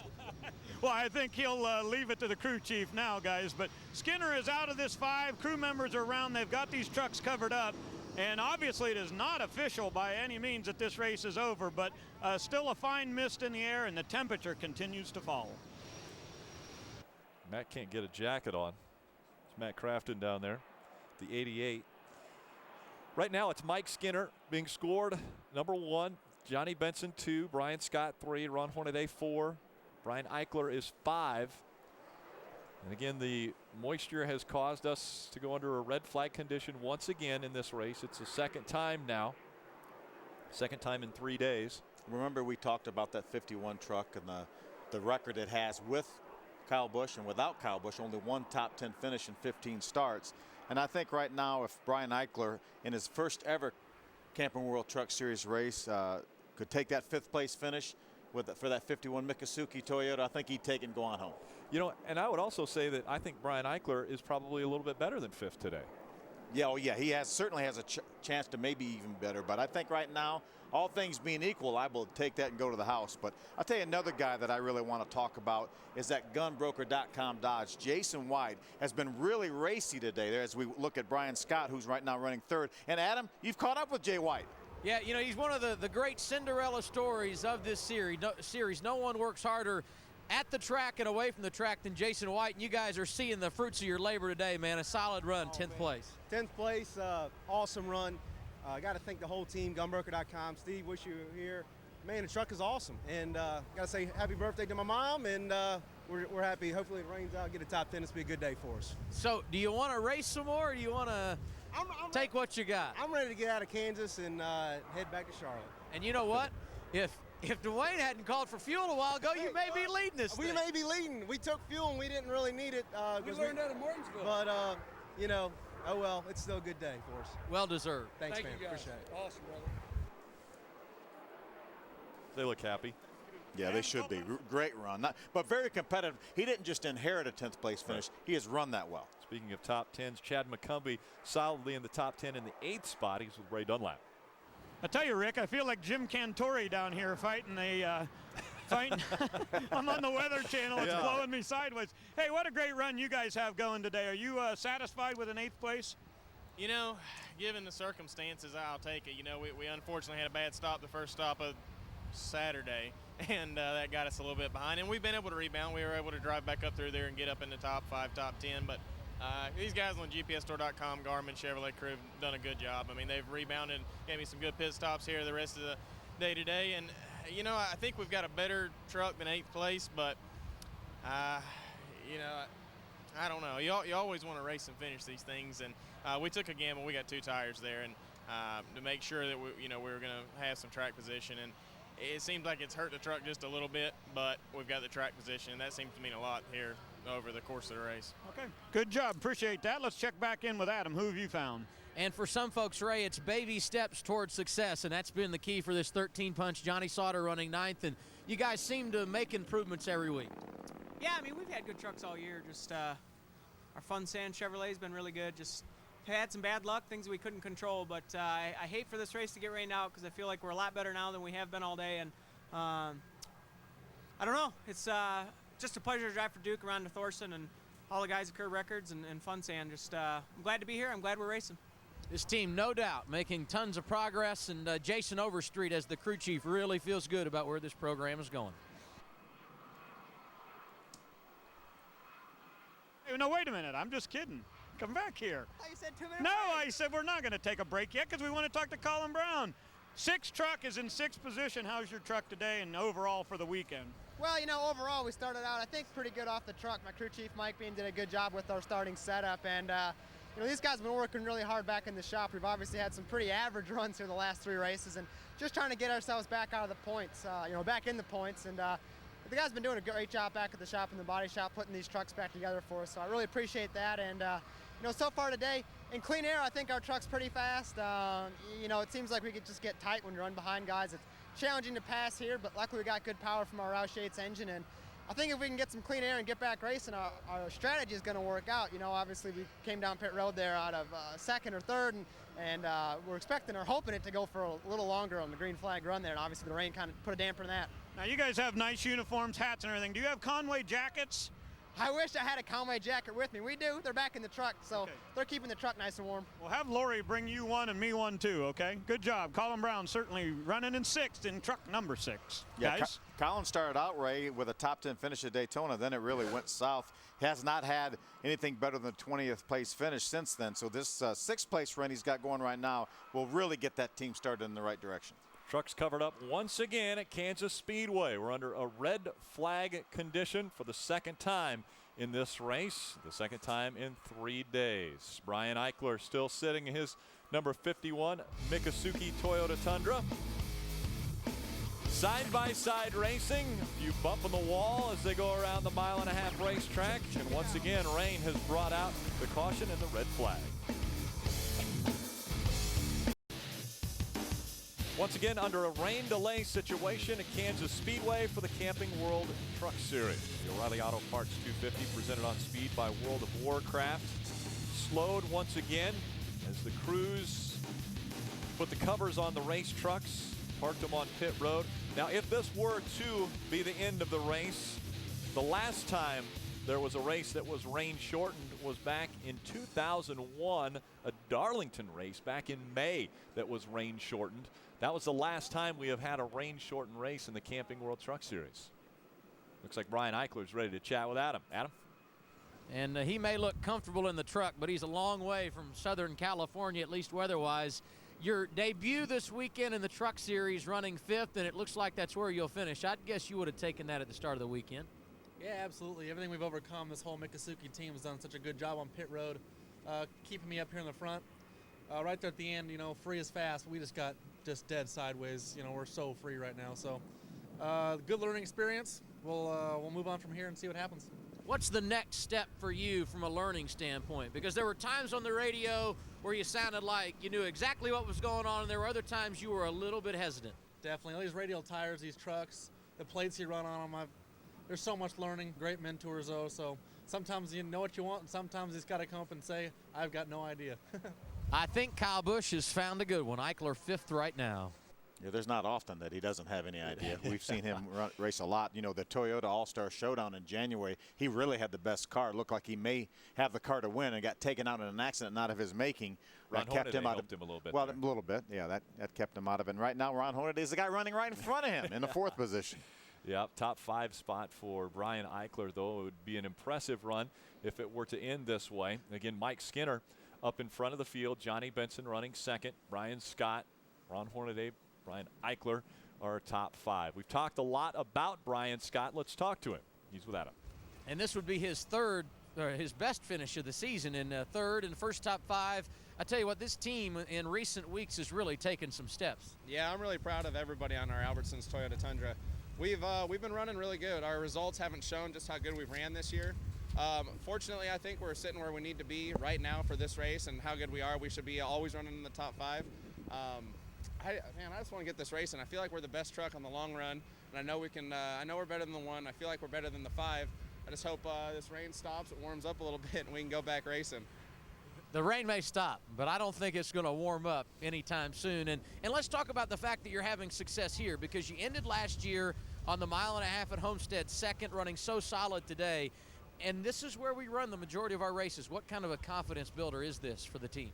Well, I think that our team is the best out there on a mile-and-a-half. Jeff Hensley definitely knows the mile-and-a-halves. We finished really strong at Homestead. That was a huge confidence booster for me because it was our Achilles heel up through the middle of the year last year. We just could not figure it out. Made a crew chief change, switched to Toyota. Everything really started firing on all cylinders, and we really picked up our program here. I don't feel like we really have a weakness. We're good on the super speedways, we're good on the mile-and-a-halves, and we're good on the flat tracks and short tracks. You take out the fact that this team had an issue at California finishing outside the top 25, and they'd be right at the front of the standings. Hey, Phil Parsons. Yes, sir. We've been... Is it cold, Ray? We've been racing for a long time, you and I together, especially on this truck series. But I have to tell you something. The hottest day I've ever experienced in my life was at Topeka, Kansas, which is 30 miles from here. And I think right now this may be the coldest day I've ever spent at a racetrack. So Kansas is number 1 on the list for both hot and cold races. Oh, my goodness. It is. Did Hornaday win that? I don't know. I remember that weekend because I was in St. Louis. Yeah. running a bush race, and the that track came apart. That track, and that was the hottest I'd ever been at a racetrack. And you were, I know Topeka had very similar weather, and you guys were running a truck race there. Joe Ruttman drove out through the field for about 6 or 7 minutes, and when he came in, we asked him where he was, and he says, "I don't know, Mom, I'm not sure." It was really, really hot, but Ray, cold you look down here. cold. You look hey, cold. And you know what, guys? Let me real quickly. I want to show you out here. This is Eric Phillips. You know, we just talked to him for a moment ago, the crew chief on this truck, and I think it's interesting when you look back at his career. If they do call this race, this will be the 4th different driver that Eric Phillips has won with. You remember he got Travis Kvapil a win. He won with Dennis Setzer in this series and also with Clint Boyer. So Skinner would be driver number 4 for Eric Phillips if this thing becomes official. And those have been memories with Ray and Phil of the Truck Series. We have fun. Obviously, we have to have fun in a situation like this. They've been trying to get this race completed for 3 days now. It started on Saturday. We waited through Sunday, tried to get it underway again on Monday. We've waited a long time. We have completed quite a few laps. Obviously, 132 are in the books now, but we're still 35 short of a complete race. Some of us have been here almost 48 hours trying to get this race in. It's been a long time. The radar, as you can see, there's moisture to the north and moisture to the south. It looks like there's just an area here where it's not raining, but it actually is spitting here on the racetrack. And in the area, that's well, moisture. Moisture. All right. It's the situation that we're in, where NASCAR has decided it's unsafe for the trucks to be racing on the track. And we heard from the guys in first and second, Mike Skinner and Johnny Benson both said, you know, it was scary out on the racetrack. And so a good decision to pull the trucks off the track. And you can see the light gray behind the jet dryer, and all around it, it's darker. And that's because the moisture is on the track. So there is significant moisture on the racetrack. And if this is the case, it's going to take quite a while to dry this track once again. Yeah, well, it's plenty windy now, so that will certainly help. This morning when they were trying to dry the track, we had virtually no wind, and it wasn't helping. But it's plenty windy enough right now. But obviously the cold temperatures don't help the situation either. And we know it's cold. But it appears to be cold. After we saw Ray, it appears to be the frozen tundra. It could be Lambeau Field that we're visiting right now. It's obviously chilly. The temperatures were, when we started this broadcast, in the low 60s, and it has plummeted from that time. It is probably now in the low 50s, and again, you add the rain and the moisture, and it makes it even cooler. I think somebody should tell Ray, and maybe it can be me or you, that you could actually wear gloves, because it looks like his hands are really, really cold down there when he holds a microphone. Well, or a beanie. Or a hat or some sort, yeah. Well, I don't think the shaking is indicative of the fact that they feel cold. I feel bad. Actually, Ray, why don't you go to the media center, please? My hands are stuck to the microphone. I couldn't get gloves on right now. And away. No. And your Red Ryder BB gun. Oh, boy. I double dog dare you. Yeah. Red flag conditions from Kansas Speedway. Only 35 laps remaining in this one. But again, a rain delay has halted action.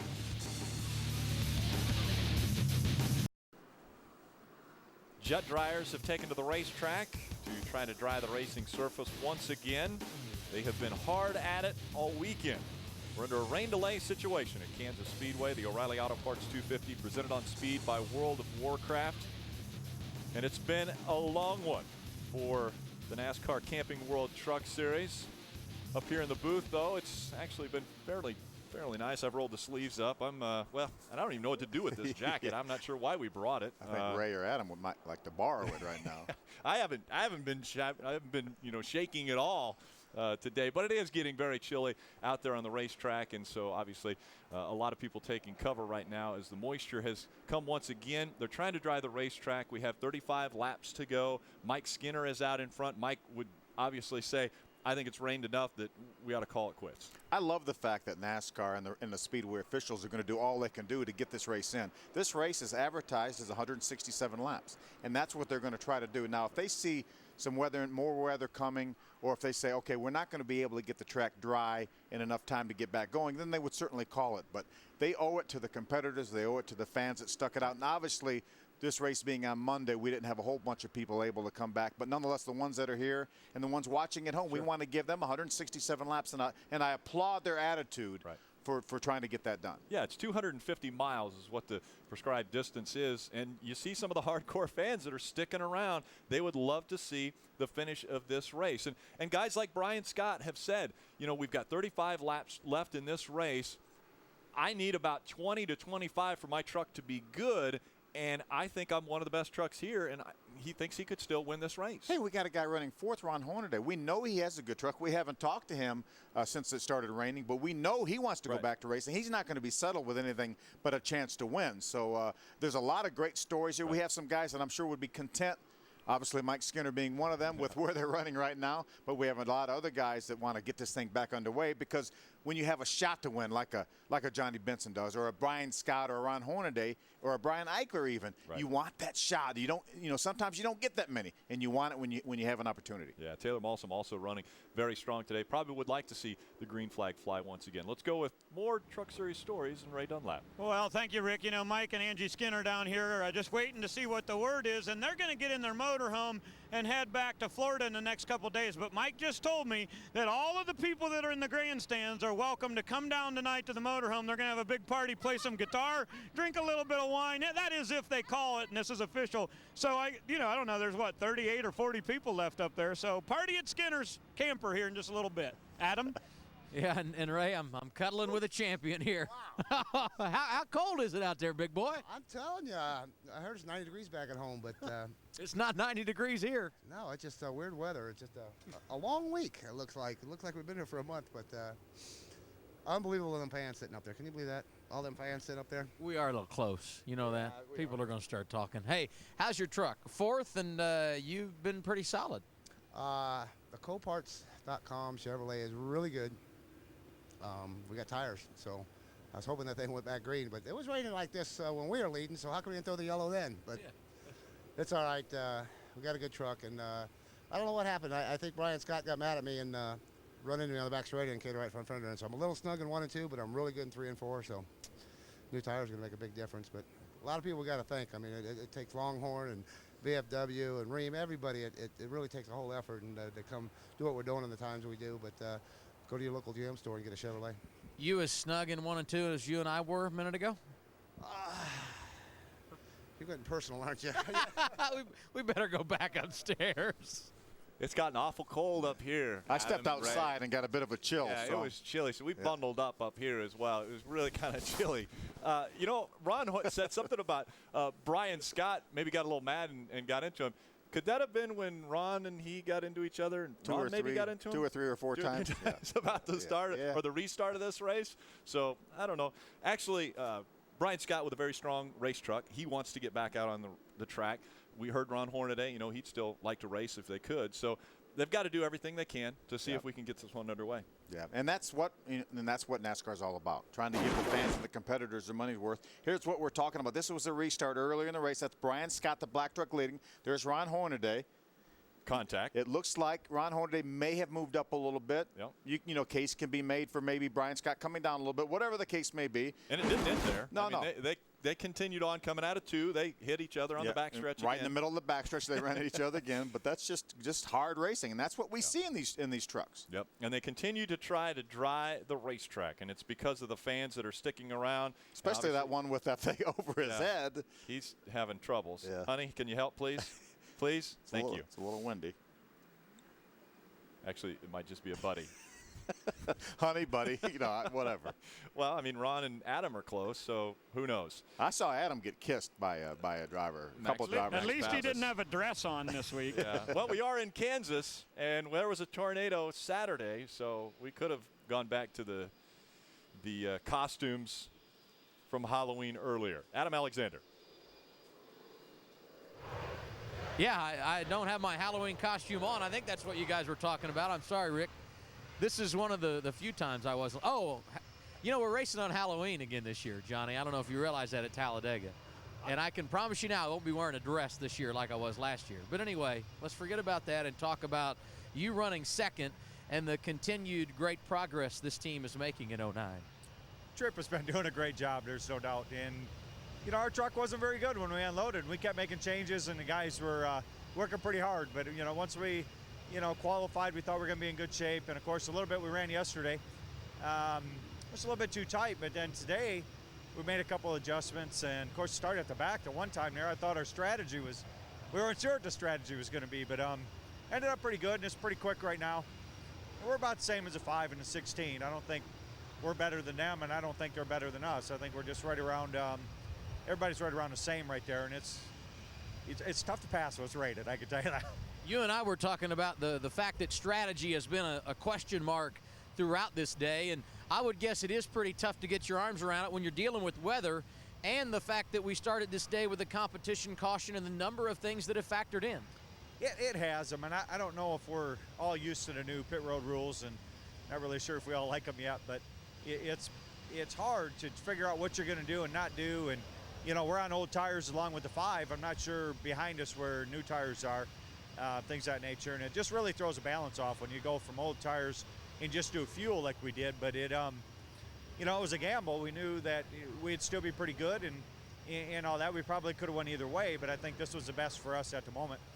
And, you know, so, you know, I think it was a good call. And we'll just keep working at it. We'll see if our Toyota Tundra will either stay second or we'll go back racing and find out if we'll go forward or backwards. When you and I talked on Saturday, you pointed out to me as far as the championship race is concerned that at least in the standings you're behind where you were a year ago at this time, and of course went on to win the title. So where are you from a team standpoint? Do you feel like this team is better, worse, the same as this stage a year ago? Well, we're actually, I think, 2 spots ahead of last year, but maybe a few more points behind the front guy. But it's probably too early to tell. There's a lot of great teams up there. I'd like to be a little bit further forward for sure. Daytona probably hurt us as much as anything, but you know, but we were quick there. Our performance was good. Just California wasn't where we wanted to be. Everywhere else, I think we've been pretty good. You know, Tripp and everybody at Red Horse Racing has done a tremendous job over the winter to restructure the shop to be able to accommodate 2 trucks, get some jigs, do some body and the body work in-house. And that took time, and then on top of that, to try to build 3 or 4 new trucks was a task for the guys to do that. But they pretty much worked through the holidays and didn't take very much time off, and we feel prepared. And of course, with these races going with a couple of weeks off, that helps us for sure. So I sure hope we get sponsorship and be able to make a run for the championship. You know, running on where we're at right now, it's tough because there's certain things you want to do, and you know we can't do it. We're on a strict budget, but Tom Lose is pretty committed to make this team a championship running organization, and I think we're well on our way. So, you know, we need some financing to help that, and he's you know, but he's done a great job committing to it, and that says a lot about an owner to try to do this without funds. And it's I guess it can be stressful, I guess you could say, but I think in the same aspect we got a good group of guys on both the 1 and the 11. Keep up the good work. All right, thank you. It's an uphill battle for the track workers as the moisture continues to fall on the racetrack, but they're trying to stay on top of it. Some people would call them jet dryers. Ray's called them blow dryers are on the track. Welcome back to Kansas Speedway. The O'Reilly Auto Parts 250 presented on speed by World of Warcraft has been won by Mike Skinner. They're calling the race, and so Mike Skinner will be the winner here at Kansas Speedway. Let's go down to Ray Dunlap, who's with him. Well, the last 3 races here at Kansas, Mike Skinner was 5th, and he drives truck 5, and guess what? Now you got win 26. Congratulations. That's cool. I was wondering what was going on. There's an awful lot of weather in the area, and my hat's off. Randy, we got it, buddy. It's I just want to thank Exide and the Bad Boy Mowers Company, Red Bull, 180, Taylor Molson, Steve Molson, Taylor's dad, Toyota, just so many people that contributes to this thing, and hey, we got us one. Man, it's really, really cool, but we got a lot of effort going on here to build this whole program at Randy Moss Motorsports with Taylor and myself, and we're just going to keep digging, man. Hopefully we can win us another one of these 2 of these things for the year's out. You know, Mike, one of the things I think about every week is when you talked about how late this came together and how much work has gone in to put it together. You surprised you got a victory this early in the season? Well, not really. I think if we'd have been in front at Martinsville, they'd have had to wreck us. So we had a pretty good truck at Martinsville. Just track position was so key. We had a little mix-up in the pits, and we had to go to the back. But the team has done an awfully good job. And I said earlier, we've probably finished better in Atlanta than we should have and finished worse in a couple places than we should have. But today, I thought we had about a fifth-place truck. The weather came into play. Whatever it did to the racetrack, it freed our truck up a little bit, and that Tundra was humming, man. Hats off to Toyota and Tundra and Triad, the motors, John Dysinger. Oh my gosh, what a great motor in this truck, and good body. Those guys, Todd and those guys do an awesome job, and I want to thank them. Congratulations, Mike Skinner gets win number 26, and you know, when we look at the all-time win list for active teams, Roush Racing stuck on 49. Harvick has moved ahead of Germain Racing, but right below that is Morgan Dollar Motorsports, and they had 13 wins. That's where this team began, but it's now Randy Moss Motorsports, and we'll put a brand new name on that win list. Give one win to Randy Moss Motorsports. Look at our unofficial results from this weekend in Kansas. Mike Skinner, Johnny Benson, Brian Scott, Ron Hornaday, and Brian Eichler all with top 5 finishes. Yeah, McCollum Brown gets his season turned around. Best career finish for Jason White in 10th. Back in 11th, Taylor Malsom, teammate to Mike Skinner. James Busher with his 4th consecutive top 15 finish. J.J. Yaley, David Starr on the lead lap. Tom Bodine started the race 31st. Today, after Saturday's wreck, ends up 21st, a gain of 30 points. They could loom large when we get to Homestead. And again, he was second in the point standings coming in behind Kyle Busch. And Kyle Busch, not being here, lost the point lead. So there will be a shakeup in the points. As we take a look at that, Mike Skinner now on top of the chart. Ron Hornaday second, and Todd Bodine 57 points back. What we have here is an old-fashioned point battle. We've got 5 trucks right now within 116 points. How about 4 previous champions in the top 5 of our point standings after 5 races?